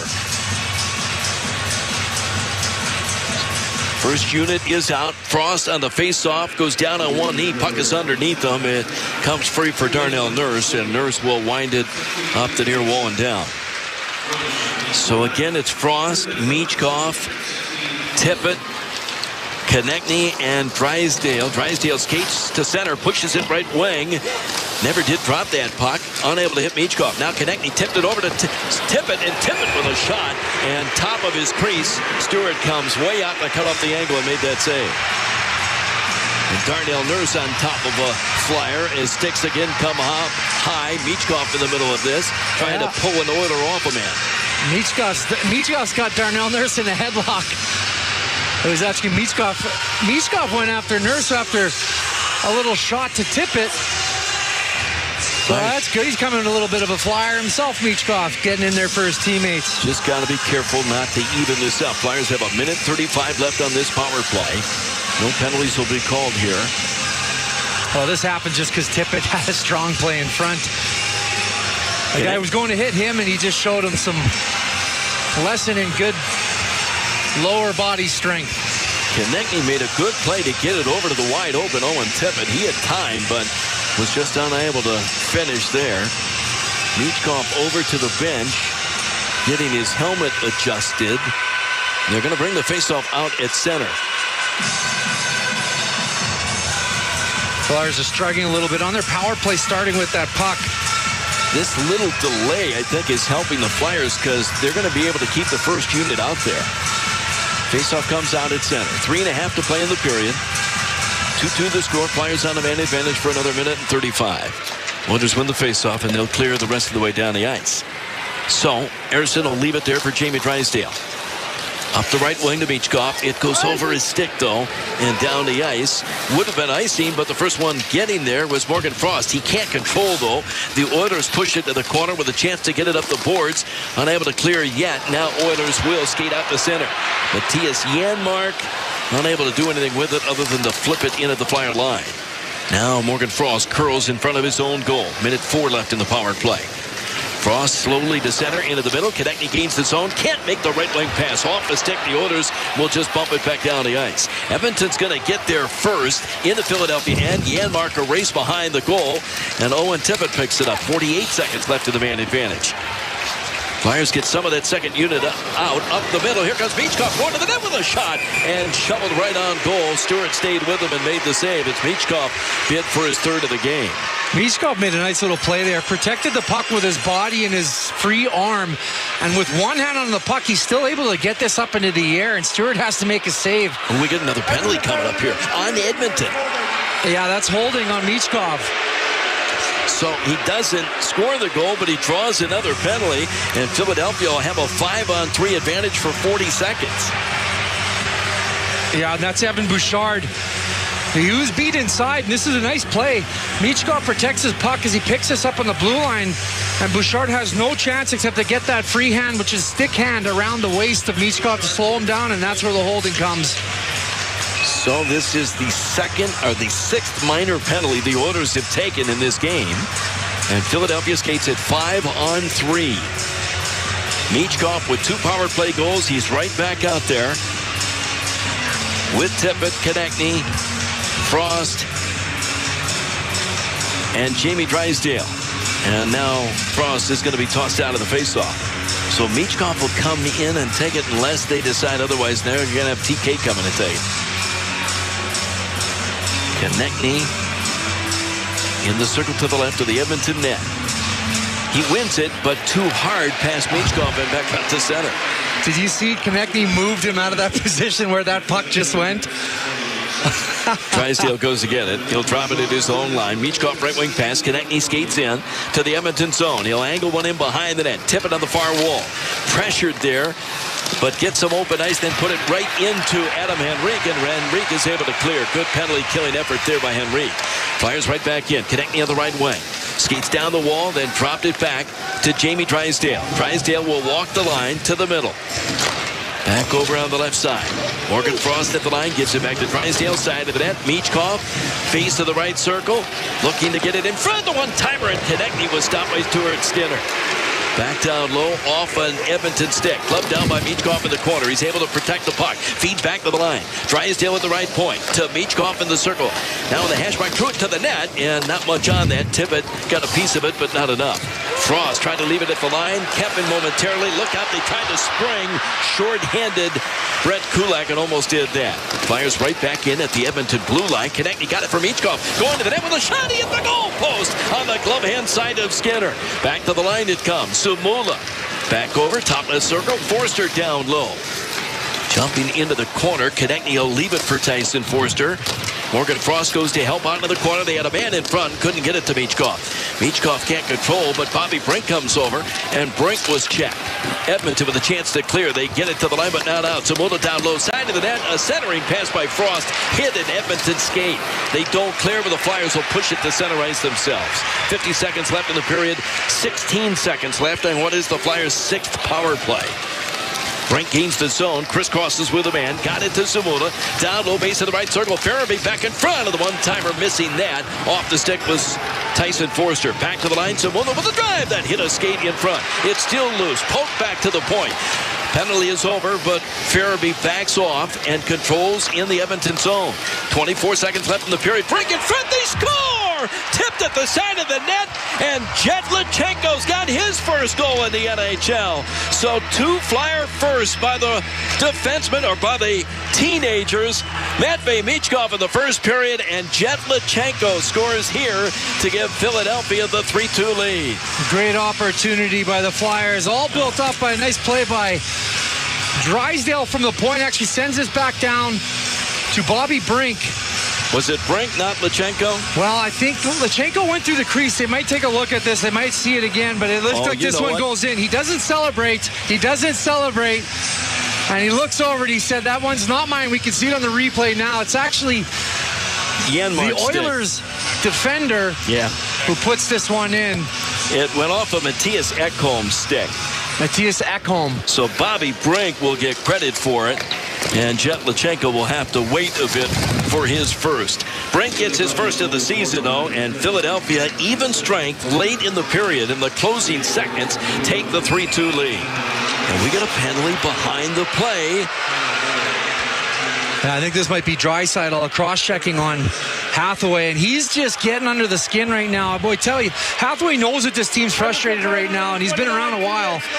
So the parade to the penalty box continues for the Oilers. Leon Draisaitl takes this one. 7 seconds left in the period. This will carry over for the most part into the third period, but it's going to be a cross-check on Leon Draisaitl at the 1953 mark of this second period. And credit, you gotta think it happens between the whistles. Hathaway knows how to get under guys' skin. He's been asked a couple times to fight, I think, tonight. And obviously being smart about it and not electing to go. He can get under guys' skin that way. Flyers win a draw. Shot just skips wide of the net, and that'll do it. The horn will sound. The second period comes to an end. Kind of a wild end to this period, with Edmonton taking a couple of late penalties. Holding on Bouchard, Draisaitl. Flyers had a 5-on-3 advantage for 40 seconds and unable to take advantage. Shortly after the Oilers returned to even strength, Bobby Brink gets a goal that deflected by the Edmonton defenseman, Mattias Ekholm, past his own netminder. And that gives the Flyers the 3-2 lead. They'll be on the power play for the 7th time when the third period begins. Yeah, and you know, by the end of that third period, that the penalties will probably be even. So the Flyers have a big period coming up. They should be happy where they're at, 3-2 on the road. Sam Harrison did a good job on that period, but it was all Edmonton Oilers kind of that period. The third period is going to be a strong one. That's where you want to be, 3-2 with the lead going into the third period on the road. Oilers end up out shooting the Flyers 11-10, so the Flyers made it look a little better at the end. They do get the late goal. 3-2. Flyers with the lead as we go to the second intermission. Stay tuned. Our second intermission is coming up. Jason Martinez, Brian Smith will take you through that when we return in Edmonton on the Philadelphia Flyers Broadcast Network. This is Philadelphia Flyers hockey on 97.5 The Fanatic. Kojo Nation, are you ready for real country music? You got a chance, take it. Cody Johnson. Take it while you got a chance. Friday, November 15th, live at Wells Fargo Center. Cody. Yeah, let's take it. Country music's hottest. Here comes one of the premier shows of the year with Cody Johnson. The hits. The new music. Cody Johnson with special guest Ashley McBride. Friday, November 15th at Wells Fargo Center. VIP and reserve seats on sale right now at Ticketmaster.com in the Wells Fargo Center box office. Cody Johnson. It's a new era of orange, and you don't want to miss the Philadelphia Flyers hit the ice at Wells Fargo Center. Michkov shoots himself. He scores! The overtime winner, Michkov. Be here when the Flyers take on the Washington Capitals on October 22nd at 6 p.m. Here's Owen Tippett going right in. Backhand, and he scores! Owen Tippett! Get your tickets now, only at PhiladelphiaFlyers.com. Flyers fans, stream your team when you're on the go. Never miss a big hit, save, or goal from the Orange and Black with the NBC Sports app. Download now. Big Five basketball is back at Wells Fargo Center on December 7th. Spinoza, filling his finisher. Welcome to the Wells. Shepard anticipates fireworks. The Toyota Men's Big Five Classic brings together the city's 6 Division I basketball teams, each battling for bragging rights in a one-day triple header where one school will be crowned the champion. Tickets are available now, only at big5classic.com. Hey Flyers fans, Owen Tippett here, inviting our youngest Flyers fans to join the Flyers Learn to Play rookie program, presented by Holman. Open to boys and girls between the ages of 5 and 9. The Flyers rookie program includes head-to-toe equipment, weekly on-ice group lessons, and some great gifts. The program is available at 15 rinks throughout the greater Philadelphia region. For more information and to register, visit philadelphiaflyers.com/rookie program. This is the Flyers Intermission Report with Jason Martinez and Brian Smith on the Flyers Broadcast Network. Flyers lead the Edmonton Oilers 3-2 after 2 periods of play here at Rogers Place in Edmonton. Third of a 4-game road trip here for the Flyers to start the season. One more stop on Thursday night in Seattle, a final edition of Flyers After Dark. Another 10 p.m. start, and then the Flyers will return home to host the Vancouver Canucks on Saturday. That's the 19th, and the home opener at Wells Fargo Center. Tickets are available at PhiladelphiaFlyers.com. Then they've got the Washington Capitals in town the following Tuesday, the 22nd. So the Wells Fargo Center about to be open for business for the 24-25 hockey season. Well, Jason, you said it. The Oilers came out with their hair on fire there in that second period. And it's no surprise, right? We've seen this so often, that a team has a good first period and the team that had the bad first period comes out and has a good second period. But the Flyers managed to weather the storm. They give up 2, but they are able to get one there late that's probably just a huge goal in this game, as they are now up by 1 at this intermission instead of all tied up. That's a monster. Goal is an enormous. It comes in the final minute, and we talk about it all the time. Coaches hate when you give up a goal in the first minute of a period or the last minute of a period, especially in a game. Like Chris Knobloch's got to be pulling his hair out. Oh, yeah. Well, it doesn't move. Yeah. I don't think you can actually pull his hair. I think you have to, actually take it off like it's a Ken doll. Like it's a helmet. Anyway, I digress. But anyway. They battle back after their struggles early this season, down 2-0 in the game, giving up 2 power play goals, both to Michkov in the first, and they get the game tied. They had a goal disallowed. They overcome all the adversity of how the game started, the goal disallowed, the amount of penalties they took, blah, blah, blah. And they get it tied.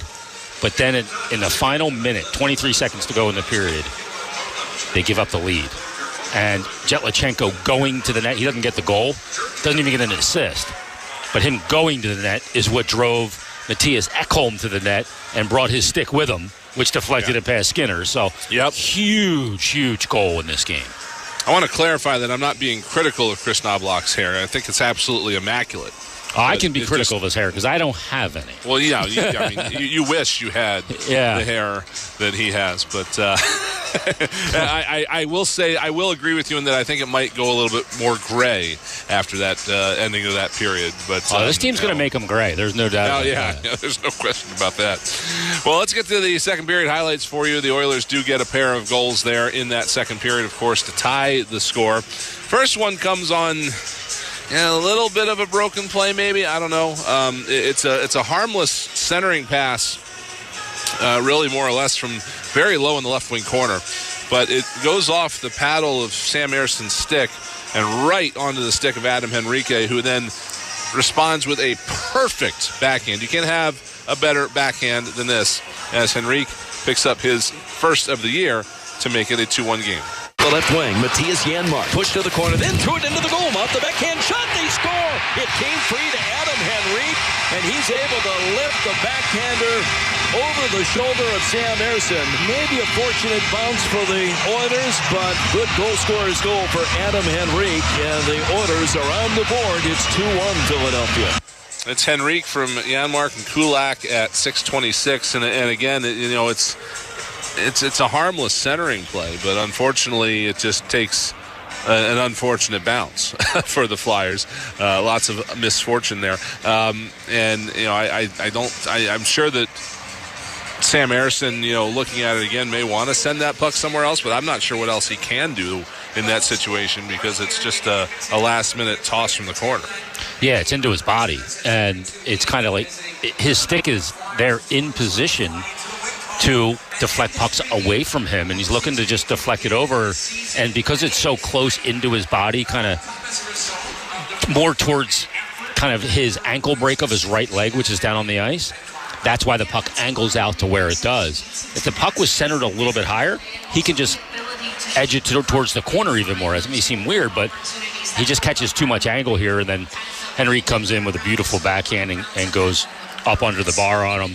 Sam regained his feet to try and make the save, but backhands are so hard to read. It looks like the puck was maybe rolling a little bit too, and it came off Henrique's stick rolling as well. So he's just trying to take away the bottom third there on a backhand one-timer, which is maybe one of the most difficult things to save. And Henrique does an amazing job getting good wood on it and going upstairs with it. So it's 2-1 at that point. Later on in the period, the Oilers had been pressing for quite some time before they were finally able to capitalize. And this, again, is the Flyers almost cleared this. They're almost safe, maybe by a couple of inches. This gets kept in by Darnell Nurse, but that's all you need. And next thing you know, tick and tack, and it's on the stick of Connor Brown right down low, and he's able to put it home through Sam Ersson to make it a 2-2 game. At the blue line, Nurse sends it in front. One-time shot, and they score. They get it to Connor Brown after the Flyers got it to the line, but not out. And Connor Brown's got his first goal of the season. The Oilers have tied it at 2. It's Brown from Skinner and Nurse, 14:01 of the second period. And again, it's not like everybody's perfect, right? This is just a situation where there's a couple of mistakes that all kind of snowball. Travis Sanheim gets caught a little bit further up the wall. I think he thought that was going out. It didn't go out. And then, Sam Ersson just can't seal that post just because the puck arrives so quickly.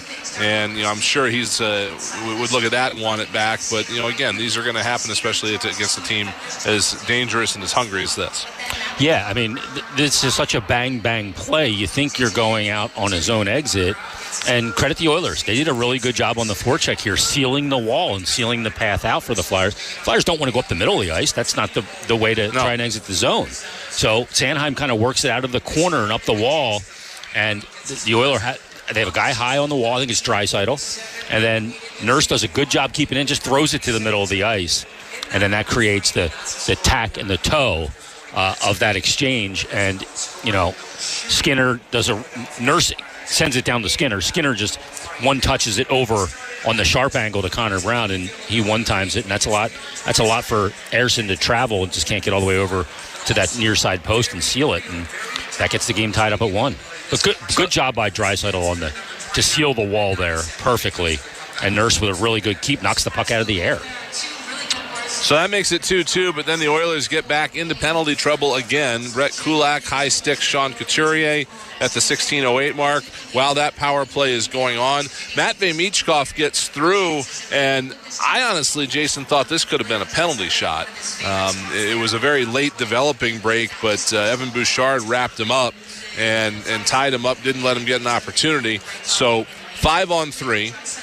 The Oilers survived that, but they never did clear the zone from the power play before Bobby Brink throws one to the goal mouth looking for Jet Luchenko. It doesn't need to get there as it hits the Oilers' stick and goes in to make it a 3-2 game, which, again, is just a huge goal at this point. But, it's again, the hard work by Michkov to draw the second penalty that makes the rest of it possible. And then, there's Luchenko driving the net at the age of 18 and almost nothing in a game against Connor McDavid and the Edmonton Oilers. I mean, I just the kid, it seems like every night makes you a little bit more surprised at what he can do at this level.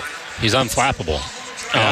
And Torts talked about in his availability today after the morning skate about they had a meeting with him to go over some tape and talk about some things, and the maturity of the kid is the thing that's really jumping out, because you would think any kid that just turned 18 would be really overwhelmed going into an NHL camp, but he just carries himself as a player much more his senior.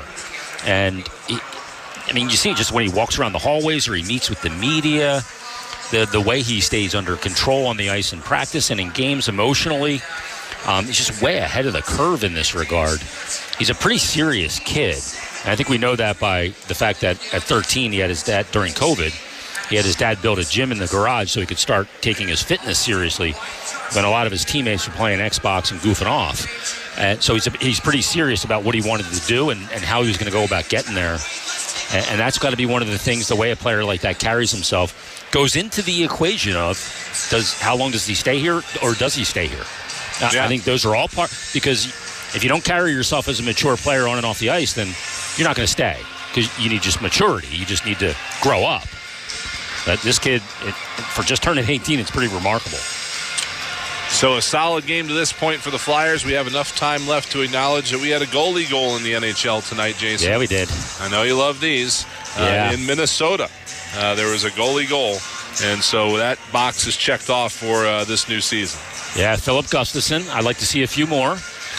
He got the puck dumped in on him right in the center crease, and he dropped it down and went for it. Good on him. And he skied it. I think it landed at like the inside the far blue line around the top of the circles, and he hit the empty. He got it in the clown's mouth. Good on him. Awesome to see.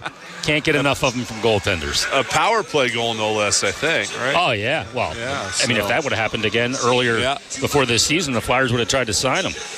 So they don't need him right now. They got power play goals. He's going to boost the Minnesota power play. Flyers power play has 2 tonight and really led to the third. And they have a 3-2 lead here after 40 minutes at Rogers Place in Edmonton. That's going to do it for this edition of the Flyers Intermission Report. When we come back in just a moment, Tim Saunders and Todd Fedoruk have third period action here as we see if the Flyers can finish this one off up by 1 after 2 over the Edmonton Oilers. Back after this here on the Philadelphia Flyers Broadcast Network. This has been the Flyers Intermission Report on the Flyers Broadcast Network. Why do the Flyers trust Penn Orthopedics? The same reasons why all our patients do. It's our experience, our expertise, and our focus on overcoming injuries of all kinds, beyond what some may think is possible. The specialists at Penn Orthopedics will stop at nothing to get you back to being you. There's orthopedic care, and then there's Penn Orthopedics Care, the official orthopedic provider of the Philadelphia Flyers. Schedule an appointment online at one of our locations near you at pennmedicine.org/ortho. Fans, discover the Legacy Club in Cherry Hill, New Jersey, where every day is a chance to create lasting memories. From its stunning golf course to distinctive dining options and family-friendly amenities, the Legacy Club offers something for everyone. Whether you're perfecting your golf game, enjoying a gourmet meal, or attending their exciting social or family events, the Legacy Club is your happy place. Ask about their fall membership promotion today. For details, visit thelegacyclub.com. That's thelegacyclub.com. 102.9 WMGK presents Trans-Siberian Orchestra. The rock holiday tradition returns. December 22nd, 2 shows, Wells Fargo Center. Tickets on sale now at Ticketmaster.com. Soaring guitars, dazzling lasers, and enough pyro to keep you warm all season.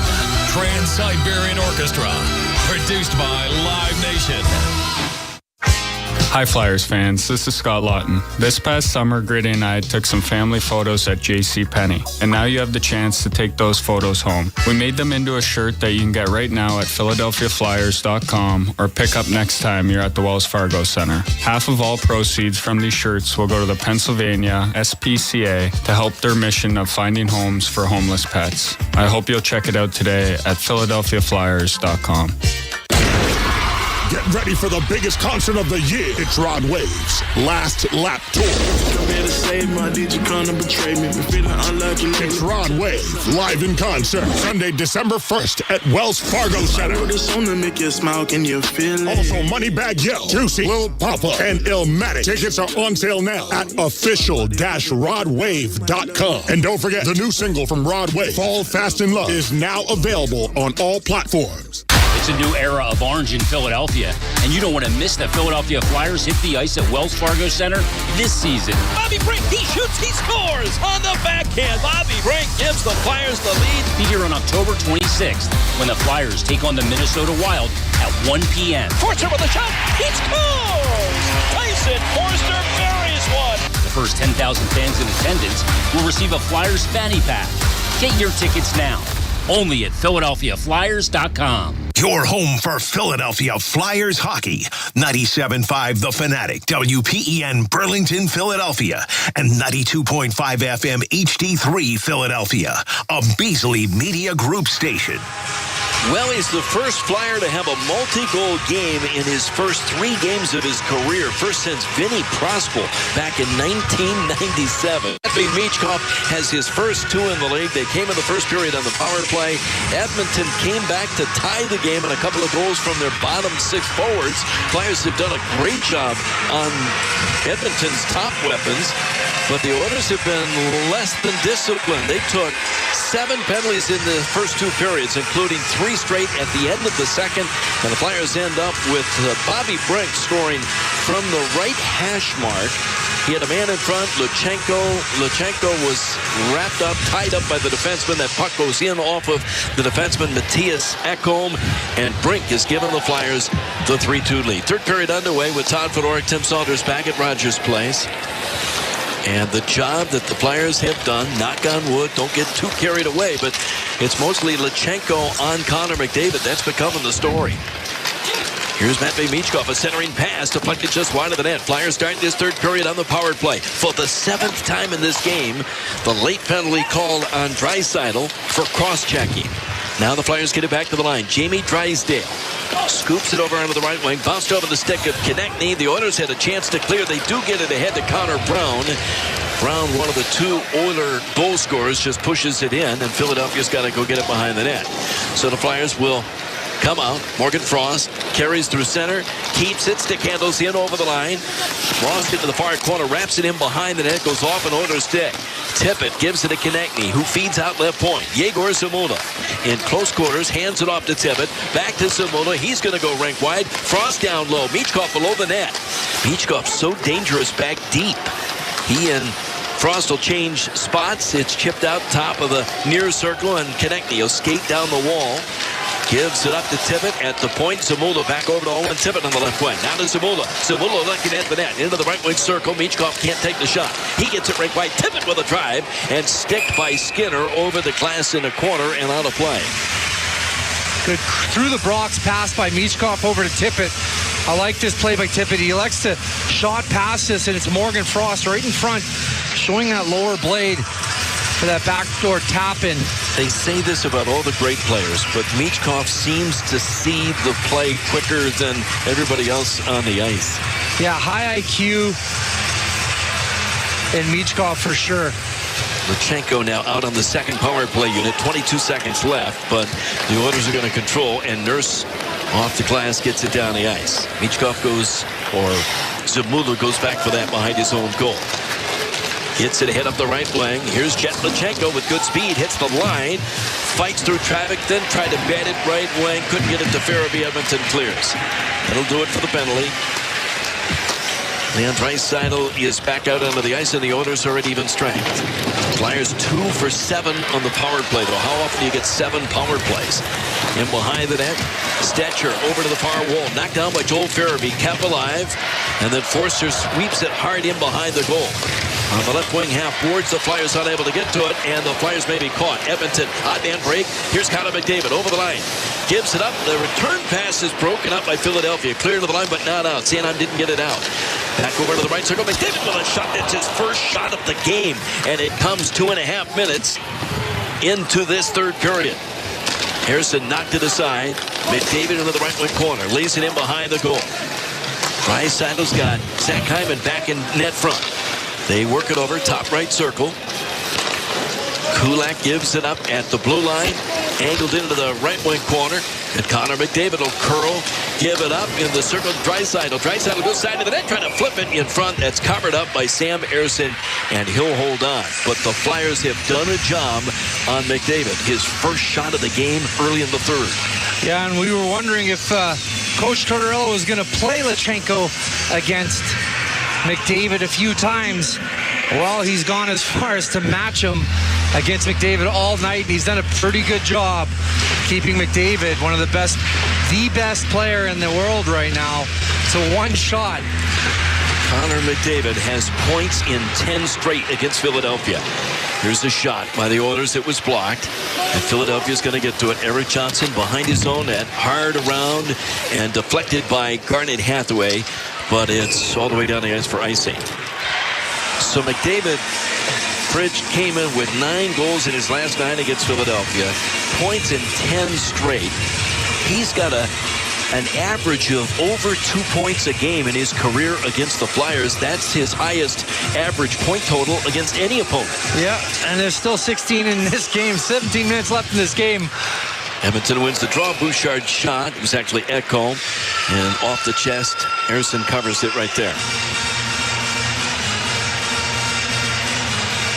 Well, I suspect we're going to see a lot of that top Edmonton line. Right now, it's Podkolzin with Ryan Nugent-Hopkins and Victor Arvidsson. Face-off circle to the left of the Flyer goal. 2 for Michkov, 1 for Bobby Brink. 3-2 Flyers with the lead. The Oilers control the draw. Another shot from Travis, snap just over the net. Out of the left wing corner, Adam Henrique goes to work. Henrique pushed out with the blue line, couldn't keep it in the zone. Now the Flyers trying to take advantage. Scott Lawton settles the bouncing puck and sends it behind the net. Stuart Skinner in trouble back there. Oilers control, and Jeff Skinner lifts it past Hathaway out. At his own blue line, Sanheim back to Hathaway at the red line. He'll lift that back in, and Philadelphia will change. Skinner was complaining about something as he goes to the bench after Hathaway flipped it into the zone. Well, Hathaway was just on the other side of the red line, so I could have been arguing for that icing, but there's a gray area, and the refs let him play. Oilers played in deep. Ersson out of the net. Plays it himself to center, but the Oilers will take over there. We played 4 minutes of this third period. A 1-goal Flyer lead. Bump back into the Edmonton end, wide of the net. The Oilers scramble back for that. Flyers give chase. Tippett in front. Here's a shot up high by Owen Tippett, and Skinner's got to smother that up against his chest and get it blown dead. Well, it's good to be tall. Stuart Skinner is in a position here. A play from behind the net by a good forecheck by Bobby Brink out to Tippett. And Tippett elects to go upstairs with that short side, but Stuart Skinner, being as tall as he is, he's able to take away that part of the net with his shoulders and does just that on this save. These two teams have split the last 10 meetings. Philadelphia, 1 win in the last 5 here in Edmonton. They've only won 3 of their last 13 here. Faceoff's going to remain in the Oilers zone. And now it's Farabee out there with Morgan Frost. On the far side, the Flyers get it to the point, side of the net. In behind the goal is Michkov. Michkov checked on the end boards, taken to the ice. The loose puck squirts free, but the Oilers get to it. Nurse gets it back into the middle and skates to the Flyer blue line. Darnell Nurse slams the brakes on and then hit a Flyer as he tried to throw it in front. Stetcher recovers at center ice, and Nurse will send it in deep. Arvidsson back behind the goal. Connor Brown turns away from a Flyer and plays it back into the far corner behind the net. To the blue line. Nurse back hard around.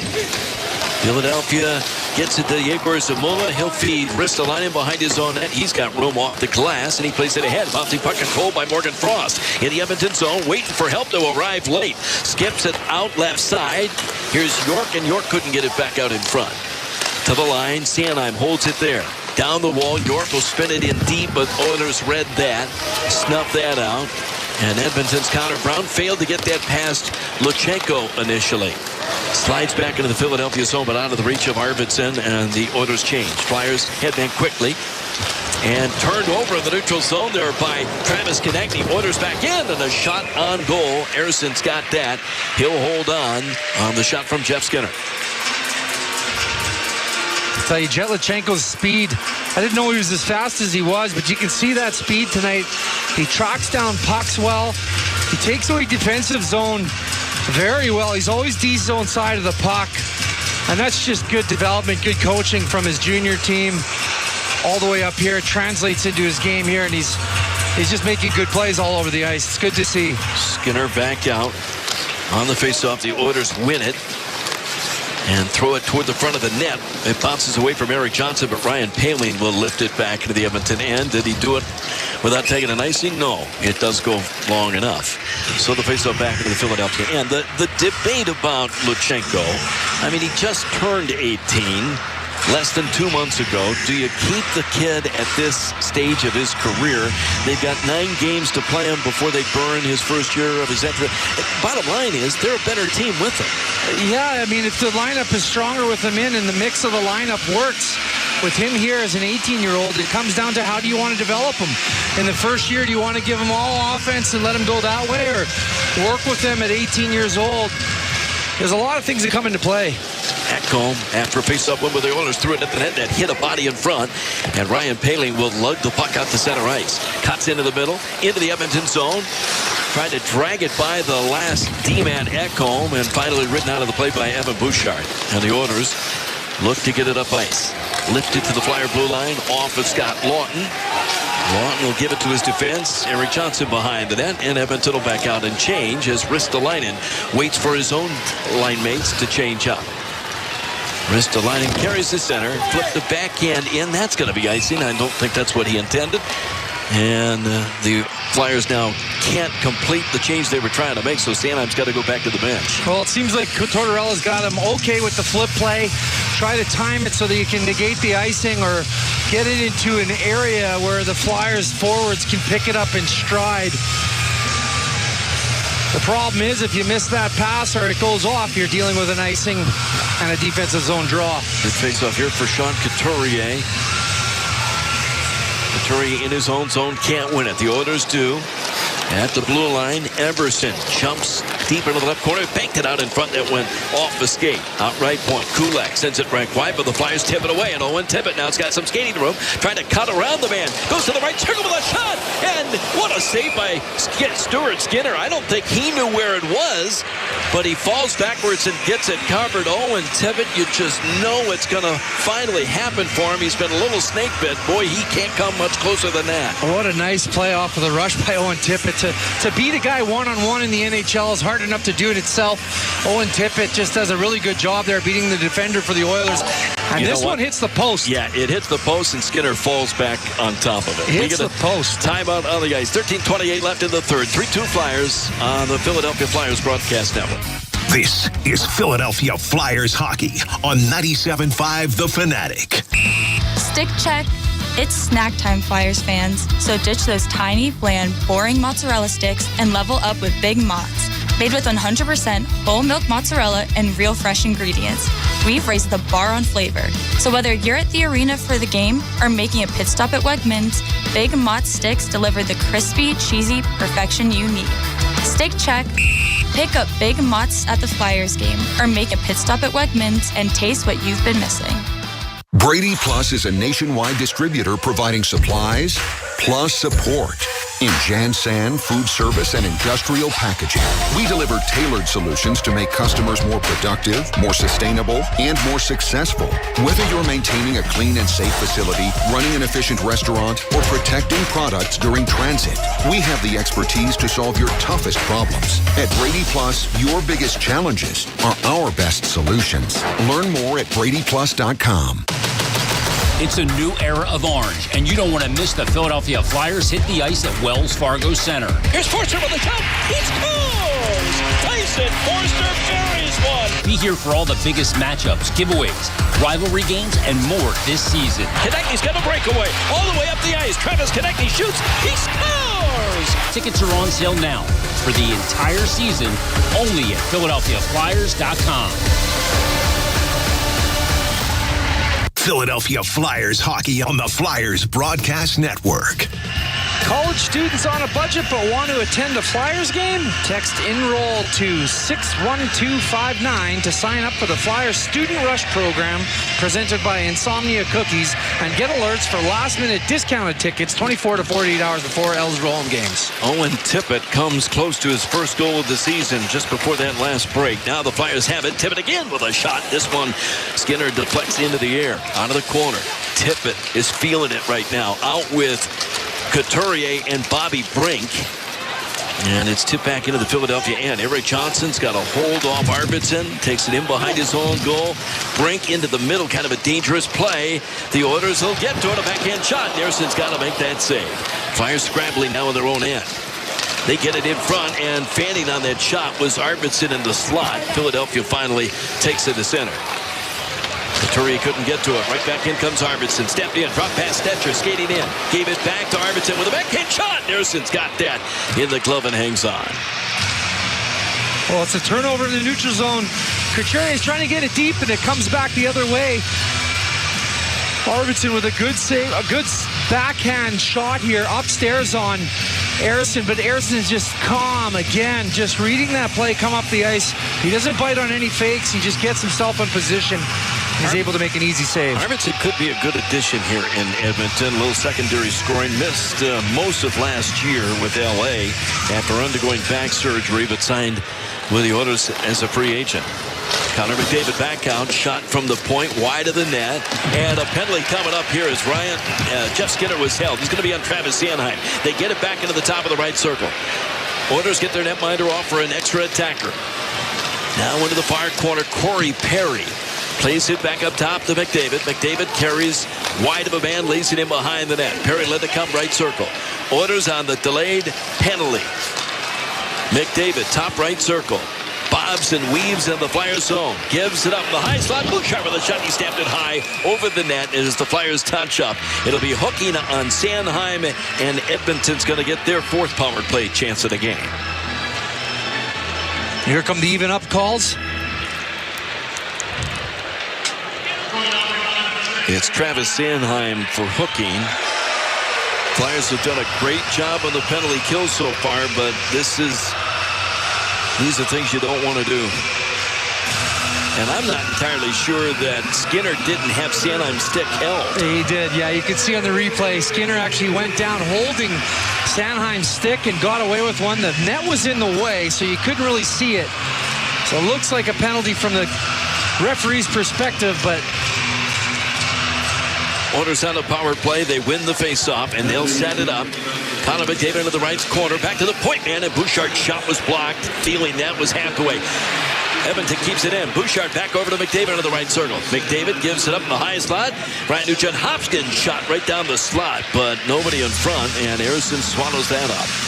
Hathaway went down on a Bouchard shot, and he's feeling it a little bit, but the Flyers shot blocking is one of their strengths. They've got to do that here. Sam Harrison's come up big for them on the penalty kill so far. Tell you what we need. We need that Flyer penalty or power kill to come to life. And the two guys are out there, Konechny and Lawton. On the faceoff, Flyers win it behind their own goal, and York wins it hard around and all the way down the ice. Oilers gave up 5 shorthanded goals last year. Flyers led the NHL with 16 scored. Now with speed, McDavid hits the Flyer line. Oilers gain the zone cleanly, but tipped away from Ryan Nugent-Hopkins, and Konechny dishes it down the ice. So the Flyers will change on the PK. Here come the Oilers. Still 0 for 3 with the man advantage. And they've only had 2 shots on 3 power plays. Leaves the zone. Leaves it left side. Nugent-Hopkins gets it back to the blue line. Now right wing at the half wall. Draisaitl gives it up. Evan Bouchard. Back over to McDavid. Bouchard near side. Connor McDavid traffic in front of the net. Gives into the near circle. Draisaitl gets it back to him. McDavid dances into the left circle. Behind the back pass to Bouchard. Back to McDavid. Again to Bouchard. Traffic in front of the net. Hyman net front. Now in the corner, Draisaitl played it back up top. Bouchard did it to Draisaitl with a shot, and Harrison made that save. Bouncing puck into the corner, Flyers clear to the line, but not out. Connor McDavid, base of the left circle, laid it into the middle. Controlled by Ryan Nugent-Hopkins. Spins right side of the net. In front, McDavid. It was actually Hyman, stopped in close, tight range. Harrison made the save, and the Flyers able to clear. Oh, you're going to have to make a really nice play to break down the Flyers penalty kill. They work so well together. Now lead pass up the left wing. Edmonton back in, but swaddling the puck carrier up. The Flyers converge on Jeff Skinner and clear all the way down. That'll do it as the Flyers kill off another one. 4 for 4 the PK. Now a Flyer is upended, or Couturier got tangled with the goaltender, and they're going to drop the gloves. That's Couturier and Troy Stetcher. Couturier didn't really go to hit the Edmonton netminder, but Stetcher thought so. And they're tossing right hands. Yeah, Coots is getting the better of him in this one, Timmy. Couturier lands a couple of right hands before the officials finally get in there.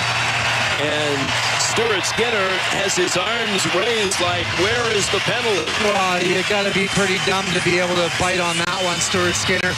You bit that one and tried to draw that penalty by keeping your body in the position of Couturier's motion, and the ref's not going to bite. He's not going to make that call. Stuart Skinner trying to just draw a penalty there. And what happens is Troy Stetcher comes over to grab that fight. He should have got 2 and 5 and 10 for instigating. Couturier obliges and gets the better of him in this one. So they'll both get 5-minute fighting majors. There is no additional penalty here. And Stuart Skinner, despite his best efforts, unable to draw one. You could just as easily give him... yeah, you could give him one for diving, but... All right, we get a timeout on the ice. When we come back, it is still 5-on-5. 3-2 Flyers with the lead on the Philadelphia Flyers broadcast network. This is Philadelphia Flyers hockey on 97.5 The Fanatic. Welcome to the Plus Side, where AAA Plus membership means that an empty gas tank won't keep you from a full day, and where a dead battery can't stop you from being the life of the party. With AAA Plus, tire changes, battery swaps, and emergency fuel are just a tap away. AAA gets to you faster, and if you need a tow, we'll take you further. Become a member today and experience peace of mind on the Plus Side. AAA is a proud partner of the Philadelphia Flyers. Towing is subject to a 7-day waiting period. Terms and conditions apply. NHLShop.com, the official online store of the National Hockey League. And the world's largest selection of officially licensed NHL fan gear. With unique, one-of-a-kind designs by Fanatics. And all the latest styles for every NHL team. Don't miss out. Shop now and get today's special offer. NHLShop.com, a Fanatics experience. Super Pretzel soft pretzels are America's favorite snack food because they're soft, warm, and delicious. Baked, never fried, and low fat. Super Pretzel soft pretzels are the perfect treat for kids of all ages. Top them with salt, dip them in cheese, or dunk them in mustard for super snacking anytime, anywhere. Like Super Pretzel on Facebook for cool product news, promotions, and coupons. Super Pretzel soft pretzels always hit the spot. Run to your nearest concession stand to enjoy one now, or grab them from your grocer's freezer to enjoy at home. Philadelphia Flyers hockey on the Flyers Broadcast Network. Fans can get front row access to Gritty's infamous skits and silly shenanigans at every Flyers game this season in Gritty's Chaos Corner. Get your tickets at PhiladelphiaFlyers.com. Well, fighting majors to Sean Couturier and Troy Stetcher after Stuart Skinner tried to throw a pick and draw a penalty. He kind of got away with interference in my mind. No power play, but we got another fight. Joel Farabee right off the faceoff is going to drop the gloves with Corey Perry. Farabee can toss him. Trying to land on Corey Perry. Perry rips the helmet off of Farabee. Perry tries to come back with the right, but Farabee stands in there. Now he took one. And Perry gets the better of Farabee at the end and pushes him off balance. Yeah, Perry's got a little bit of the size advantage on Farabee. Might have caught him with one at the end there, I'm not sure, but nonetheless, these two are jarring at each other all night. So the second fight here in the last, in terms of clock time, 2 seconds. Presumably 5-minute fighting majors to both of them. I don't think anybody will get anything extra. They were jawing at the faceoff circle. Yeah, Perry was instigating, trying to ask Farabee to go, and Farabee obliges. 3-2 game. The guys are trying to find anything to get their guys going. Edmonton trying to avoid becoming just the 10th team in the league to go to the finals 1 year and then start the next season winless in their first 4. And all 4 games have been here at home. Oilers have had more life in this game probably than their first 3 games. But Philadelphia still clings to the 1-goal lead. 5-on-5 continues as the Flyers win the draw and bump it in deep. Darnell Nurse out defensively, played even behind the net. Morgan Frost gets there. Now Forster played it back top left circle. York back down low behind the goal. Frost trying to protect it from Brent Kulak. Chipped it free. Michkov behind the net in front. And a shot deflected wide of the net by Owen Tippett. Michkov gets it back in front. Michkov took a hit and he's shaken up as he comes up the ice. Harrison out of the net. Michkov goes to the bench and he's hurt. Here's a lead pass the other way. Off the stick of Travis Konechny. Let's hope he just got the wind knocked out of him. I think that's what happened there. It looks like he's just getting his wind back on the bench. Back to get it in his own end is Eric Johnson. Johnson from the side of his own goal, chased out from behind the net. Johnson gets the red line and drives it in to the left wing corner. It goes, and the Oilers scoop it in behind the goal for Ekholm. Matthias Ekholm headmans up the right wing. At the line, controlled there by Zach Hyman. Hyman swings in behind the net. He's got McDavid and Leon Draisaitl out there with him. They missed the pass to McDavid, and Philadelphia gets it out to center ice. Good play by Lachenko to get on McDavid. Now at center, Draisaitl ducks under one hit and then scoops it back in. Back for his own, in behind his own net. Ristolainen gets it up that right side and chipped to center. Lachenko will go to the bench to change. McDavid cuts back in at the Flyer line. Gives it up to the point man. Ekholm to the left circle, and a good stick there by Ristolainen breaks that up. Philadelphia jumping the other way. Paling at center ice took a shot to the chin as he pushed the puck in deep. Joel Bouchard, or Evan Bouchard, behind his own goal. Bouchard headmans up the left wing. It bounced away from Henrique, and Philadelphia will lift it back into the Edmonton zone. 8 minutes to play here in the third. 3-2 Flyers. Michkov with 2, but he was shaken up, and we haven't seen him on the ice since. Lawton out there right now with Morgan Frost and Garnet Hathaway. Puck in behind the Flyer goal, over to the right wing half wall. Emerson plays it into the corner. Victor Arvidsson turns it at the net. That's kicked away. Good play by Frost, and Philadelphia will lay it back to the Edmonton line. Flyers change again, but here come the Oilers right back in. Tying up a man was Morgan Frost. It's flipped in behind the goal. Edmonton gets to it, but unable to get it back in front. That was Arvidsson that almost got it there. Sanheim to the corner. Frost in front of his own net. And here comes Philadelphia breaking up the ice. And Michkov's back out there. Thrown wide of the goal. Ekholm plays it. Turns away from Michkov, but taken away. Owen Tippett's got a man jumping into the play and couldn't get it back to Lachenko, who knocked out a clearing attempt. Now he picks it up. Took a shot to save. His own rebound. And that was stopped by Stuart Skinner. 2 great chances for Jet Lachenko.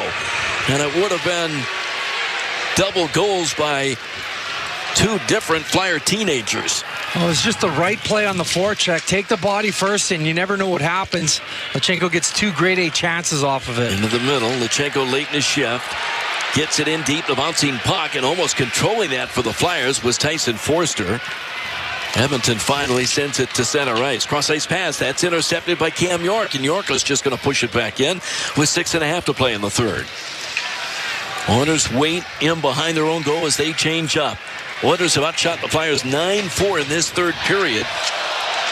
Neither team has been able to score so far in the third. Here's Edmonton at center ice, and Darnell Nurse winds it in deep. Controlled by Lawton. Lawton stuffs it back in behind his own goal line. They get it back to him, and this time he'll lift it back into the Edmonton end. Did it without taking an icing, so Philadelphia at least will get their D changed as the Oilers head back up ice. Brett Kulak into the middle, right wing pass over the line. Draisaitl goes rink wide. That's batted away. Good play by Hathaway, and now he chases it down. He's got Lawton driving the front of the net. Hathaway drags, shoots, and a glove save by Skinner as he holds on and pushes Garnet Hathaway away from the goal mouth. Boy, that line does such a good job through the neutral zone, but setting up their almost offensive zone forecheck. A good job by that line tonight. All right, timeout. 5:45 on the clock in the third. 3-2 Flyers in Edmonton on the Philadelphia Flyers Broadcast Network. This is Philadelphia Flyers hockey on 97.5 The Fanatic. At Independence Blue Cross, we take care of the people who take care of you. Everyday heroes like firefighters, teachers, farmers, and healthcare workers. Doctors and hospitals across the region have IBX, and they know what it means to have reliable access to care. So whether you're saving lives or just trying to live a healthier life, count on IBX, the region's #1 health insurer for 85 years. Learn more at IBX.com. When this is the sound of a waterfall in nature, there's no cause for concern. But when it's the sound of water gushing through your living room ceiling because a pipe bursts inside the wall, there's reason to panic unless you pick up the phone and call 1-800-SERVPRO. Only the cleanup and restoration specialists at ServPro can help make fire and water damage like it never even happened. So make the call to 1-800-SERVPRO at the first sign of water damage. Franchises are independently owned and operated. I have to confess, I was very excited to call 911. Finally, a good one, and I realize that while what I'm about to say is true, it sounds suspicious. So I'm like, my wife fell down the stairs. From his multiple Netflix specials, comedian Tom Segura brings his new tour, Come Together, to Wells Fargo Center Saturday, January 18th. Get tickets now at TomSegura.com. Philadelphia Flyers hockey on the Flyers Broadcast Network. Register your child for the Flyers Rookie Kids Club, available for fans ages 4 through 12 with this free membership. Your child will receive a monthly newsletter with unique team content, cool activities, and ticket offers geared towards kids. Join now at PhiladelphiaFlyers.com. In for a good finish here. Under 6 to play in the third at Edmonton. Loose puck in front of the Oiler goal, but Edmonton will get to it. Evan Bouchard headmans up the right wing, and the Oilers are going to be charged offside at the Philadelphia line. Flyers with Tippett out with Matvei Michkov and Morgan Frost, but now they're going to change up. Ryan Poehling will come out to take this face-off. He's out there right now with Hathaway and Lawton, and the Flyers win the face-off. In his own zone, Sanheim up that far side. That'll trickle to the net, played by Stewart. So Bouchard's going to come and hammer it up the right wing boards. Tip free at center ice. McDavid trying to ward off a check. Gets it left wing. The return pass snuffed out by Ryan Poehling. And Garnet Hathaway at center ice will jam it back to the Edmonton line. Quickly up the right wing. Zach Hyman runs into the linesman. The Oilers kick it back in from center ice, but offside. That'll bring a whistle with 5:10 on the clock. Well, that probably saved the Flyers there. Zach Hyman would have been in. Might have had a step on the defender, and the zebra saved us there.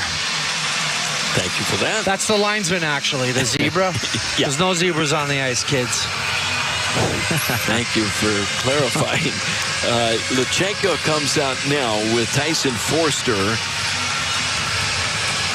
and Travis Konechny. And Luchenko able to win the draw. Forster will lift it back into the Edmonton end. Reaching around him and trying to tip that free to himself behind the goal was Tyson Forster, and Darnell Nurse finally skates away. Long stretch pass, misses everybody. That should be icing against the Oilers. They're going to wave it off. Say the Oilers touched it. Philadelphia will slide it down the ice, and so Stuart Skinner will come and play it for Brett Kulak. Forster looking to the bench like he wants to make his way over there and make a change. Here come the Oilers breaking up the ice on the right wing. Into the zone, and falling was Ryan Nugent-Hopkins. Got it in behind the net. The Flyers win the race to it in the corner, but one Flyer plays it off the skates of his own man, and Edmonton trying to take advantage of a bouncing puck behind the Flyer goal. Push to the corner. Sanheim will get there. It's actually Samuto, but he couldn't clear. And the Oilers go to work now as they come up with a loose puck. Back right point. That's deflected right on. Bouchard's drive kicked away by Harrison. Another Flyer block, this time by Michkov, and then a Oiler goes by him and hits him back to the ice as he was getting up. Yeah, Michkov with a big shot block here. It goes out of play. The Flyers with a failed clear turns into some offensive opportunity for the Oilers. And that's the challenge you take when you try to make those flip plays. They're a lot harder to make from low in the defensive zone. They alleviate the pressure, yeah, but if you don't make that flip play, then you can get caught. I don't think Russians are taught to block shots, and I don't know that he even blocked this one intentionally, but it was a good block for Michkov. Yeah, he got it in the wrong place of the body, and blocking shots is an art form, they say, and if you try and get away with a shot block, you end up getting hurt. Big guns are out there for the Oilers. Draisaitl, McDavid, Zach Hyman face off into Philadelphia, and Flyers can't win it. Oilers do. Team one up is Bouchard, and that was blocked. Morgan Frost gave up the body there. On the near side, controlled by Connor McDavid. McDavid skates it over, gives it up, piece of the left circle, and a bad angle shot goes high and wide. Bouchard holds it in. Curling out by the line. Ekholm gave it up. McDavid gives it up, gets it back, left wing pass, they score. McDavid sets it over into the left wing circle, and Evan Bouchard jumps in and ties the game with 3:42 left. Great puck movement by the Oilers. And Philadelphia just unable to get to it to clear. Yeah, when they send that D-man back door, That's because he's the lone man uncovered. Evan Bouchard sees this. Draisaitl on the boards to McDavid. You see this so many times. And McDavid moves to the middle of the ice, draws the attention of all the Flyers players. He's beat by Couturier off the wall. But the lone guy, Bouchard, is going backdoor. And McDavid makes no mistake to a one-timer. Evan Bouchard pots in the back of the net. So it takes 56 minutes of this game before Connor McDavid gets his first point. He finally sets up Evan Bouchard for his first to tie the score 3-3 with less than 4 minutes left in this one, or at least in regulation time. So the Oilers get it ahead. Connor Brown will backhand one deep into the Philadelphia end again. Flyers scramble back for it. Eric Johnson played into the corner. Konechny tried to pull it off the wall, but the Flyers tip it free, and Luchenko sends Konechny out at center, up the left wing. Trying to go wide on the D-man, then took the shot, and Skinner knocked it aside. The Oilers pounce on the loose puck, headed right back in on the attack. Ryan Nugent-Hopkins almost dances through. It's actually Jeff Skinner. Flyers, Frost picks up a loose puck, and he gets it to center. Here's Michkov. Bobs and weaves through center ice, gives it up as Owen Tippett joins the play. Sidestep one man, but then lost control, and Stetcher plays it back to the Philadelphia line. Standing up at that line was Ristolainen, so Arvidsson's got to send it right wide. Stepping in, Ty Emberson, the young defenseman, stuffs it in behind the Philadelphia goal. Off of the head, Ristolainen can't come up with it. Arvidsson a centering pass in front. Nugent-Hopkins fanned on that. Everson goes point to point, shot off the chest of Sam Ersson, and Owen Tippett flips it down the ice. He tries to chase it down back in the Edmonton end, but Kulak gets there first. 2:25 left in the third period. 3-3 the score now. Glove down inside the Philadelphia line. The Oilers trying to come up with a loose puck. They jam it free. As the Oilers scrum for it in the corner, Philadelphia up the wall, at least clears the zone. And that may go far enough for an icing. It will, barely. And sticks come up high again. This faceoff's coming back in the Flyer end. Ekholm obviously not happy about that chase down. He's Hathaway chases that all the way in. So this faceoff's going to come back into the Philadelphia end. We'll set it up for the Flyers. Paling with Lawton. And Hathaway still having words with Matthias Ekholm. They have to be separated. Oilers have had a parade to the penalty box. 7 minors taken. Philadelphia 2 for 7 on the power play. Oilers are 0 for 4, but they've scored 3 even strength goals. And the only goal of the third period to tie things. Upended was Hathaway. The Oilers trying to keep it in, but Philadelphia forces it back out to center. Maintaining control, though. Ekholm right up the middle. Runs into a Flyer. Picked up by Bouchard. He banked it off of a man. And now Sanheim snaps it up that right wing. Into the zone. Konechny gets it ahead. Scott Lawton going to the net. Back in front. And he had Konechny Golmov. And it was just tipped away from him. Lawton steers it at the net, but covered up. Or at least controlled by Stuart Skinner. Now the Oilers lay it up the right wing, into the zone. Draisaitl gets it over into the left circle, and Hyman couldn't return it back to him. Flyers get it to center. That bounced over the stick of Travis Konechny. He'll go to the bench.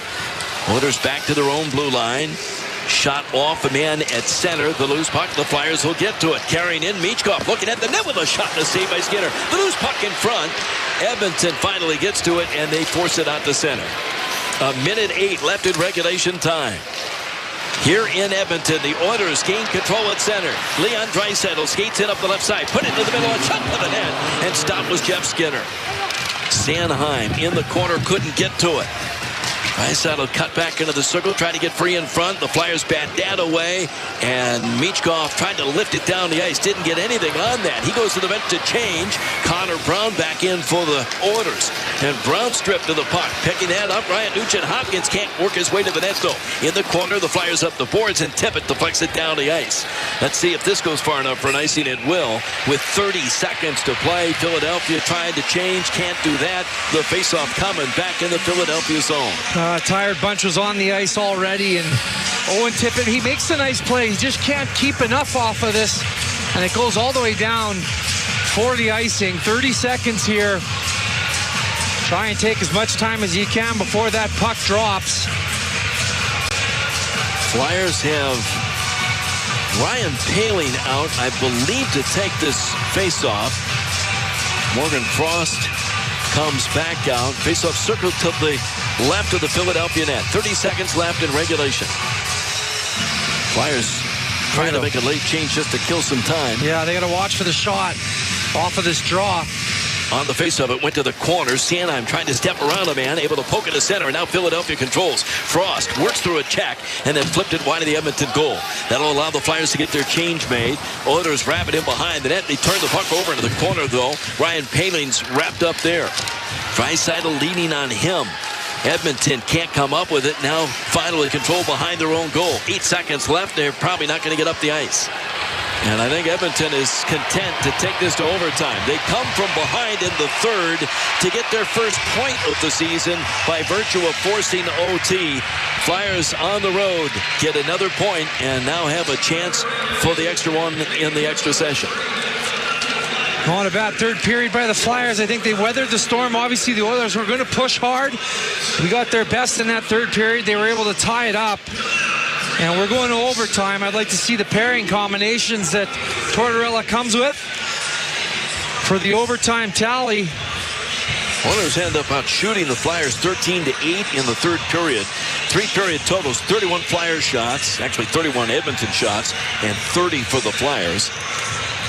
And now it's a skill competition, 3-on-3, and that makes the Oilers even scarier with the guys they can throw out there and more ice to work with. Yeah, they've got some key players, Draisaitl, McDavid, Hyman, Hopkins.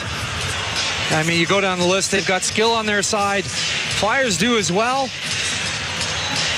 In a game that saw the Oilers take 7 minor penalties, the Flyers were far more disciplined than the Oilers. We said that was going to be a key to not let Edmonton beat you on the power play. They achieved that. And until late in the third period when Evan Bouchard scored to tie the game with 3 minutes and 42 seconds left, they had kept Connor McDavid entirely off the scoreboard. And that's a key for any team coming into play. The Oilers is shut down that line. Draisaitl, McDavid, and Zach Hyman. Flyers did a good job of that. You got to give credit to the 18-year-old, the newly 18-year-old Jetlachenko, who had a little bit of a task against McDavid, who was matched up against him all night, did a tremendous job. And that's going to be a feather in his cap for the coaching staff. I agree. You look at the sheet after the end of this game, no matter how it ends, Jetlachenko, a big part of the story because of what he was up against and the marvelous job he did against the best player in the league. Yeah, and that's a night with Michkov scoring 2 of his first goals in the NHL. Jetlachenko having a really good job defensively. A little bit of an unsung hero game. Almost had one in front there. 2 Flyer rookies, a big part of this one. We're tied at 3, and overtime is started. Flyers going from left to right now in this overtime session. Couturier won the draw, but he goes to the bench, immediately replaced by Matvei Michkov. It's Michkov, Konechny, and Sanheim for the Flyers. Draisaitl with Connor McDavid and Evan Bouchard. Here's McDavid hitting the Flyer line with speed. Gets it across, tip back to Bouchard, over to Draisaitl in the far corner. Leaves it for McDavid, but then he mishandled it back out to center ice, so he'll regroup at his own line. Connor McDavid getting wound up. Hits the Flyer line with speed, goes to the left corner, turns on the half wall, curls into the high slot, made the cross-ice pass, picked off by Konechny in Philadelphia the other way. Getting it ahead up the left wing. Here's Sanheim going to the net. Sanheim backhand and lost control as he cut through the crease. He's down and a breakaway. Here's Connor McDavid all alone on Ersson to win it with a backhand and stopped by Sam Ersson along the ice. Back in front, they score. After Ersson made the game-saving save, Leon Draisaitl gets the loose puck in front to win it in overtime. Draisaitl with his second of the season. Just 56 seconds into OT, and the Edmonton Oilers come back and beat the Flyers in overtime 4-3. Well, the Flyers were walking into a hornet's nest against this team today. And the Oilers were able to find a way to get it done in overtime. They give credit to the Philadelphia Flyers to come into a pretty lopsided situation in Edmonton. On this first save that Ersson made on that breakaway from Connor McDavid wasn't enough They get a second opportunity with Draisaitl coming down the middle. And 2 big saves at the end in overtime can't be enough to get the Flyers that 2 points. But they get one, and not bad game for the Flyers. Real good effort. This might leave a little bit of a sour taste in the Flyers' mouth just because of the way it got away at the end. But still, you take the Edmonton Oilers to overtime on the road and get a point. You can't be unhappy with that. Jet Lachenko did a great job all night on Connor McDavid. They held McDavid without a point through most of this game. He sets up the tying goal late in the third period. And then after being stopped on a breakaway in overtime, he gets it back in front to Leon Draisaitl, who wins it. So the final score, the Oilers get their first win of the season. 4-3 in overtime. The Flyers fall to 1-1, 3 games in to their season-opening 4-game road trip. And they'll conclude that road trip Thursday night in Seattle. A 10 o'clock start, our pregame show on the air at 9:30. We hope you'll be tuned in. That's the story from Edmonton tonight. The Oilers win it in overtime 4-3. Stay tuned. Our postgame show is coming up with Jason Martinez and Brian Smith when we return on the Philadelphia Flyers Broadcast Network. This is Alexi Kovalev shift during his time in New York, and he shared his side of the story about the skilled offensive talent that was Kovalev. The Alexi Kovalev shift. I've heard 7 minutes. I've heard 9 minutes. Hey, you stay out there. You kind of figure it out. Describe to us what went into that. How long was a shift? Certainly Kovalev was a talent, that's for sure, but he was a bit of an enigma. Super talent. Yes. And talented people sometimes are elusive.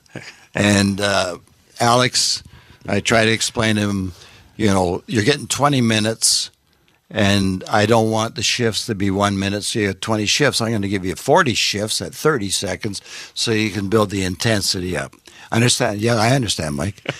Goes out there. Of course, it's a minute and a half. I said, now, Alex, the guy that's supposed to be playing behind you just missed his shift because now we're going to the next rotation. You're out there for 2 rotations. Okay, Michael. So, again, next thing, does it again. So I said, oh, my God. So I said, okay, guys, this time when he comes back to the bench, it's now going to overextend his shift. He's going to be a little tired. Don't open the doors. He comes over and I said, get out. He thinks I love him now. Get back out there, I said. So then he comes over again. And now I said, guys, he's going to want to climb into the bench because he's done. I said, when he comes over, puts his leg up, push him back out. And they pushed him, but now they are laughing on the bench. This is in New York City. Right during the game. Back there. So Alex figures it out. He scores a goal in the middle of this shift. Wow. He gets himself a rest. Stays out there. Finishes the period. So I think it's about 9 minutes. I walk off the bench. I said, Mess, explain it to him, will you, please? He said, I will. Don't worry. I'll look after it. So as a result, we fast forward now to the playoffs in Game 6, playing New Jersey. In the Jersey series, I double shifted him. When he had to come back, and he was electrifying. Mess got the 3 goals, but Alex was a horse. And it's very talented, powerful. And the problem was he was so efficient that he could stay out, but he didn't grasp the concept of just picking up the intensity. You could see him. He could dangle and hang onto the puck, and nobody could take it from him. He was resting while he was out there. So in essence, it was a bit of a training ground for what was to come against the Devils at the most important time. Exactly. Wow. So it turned out.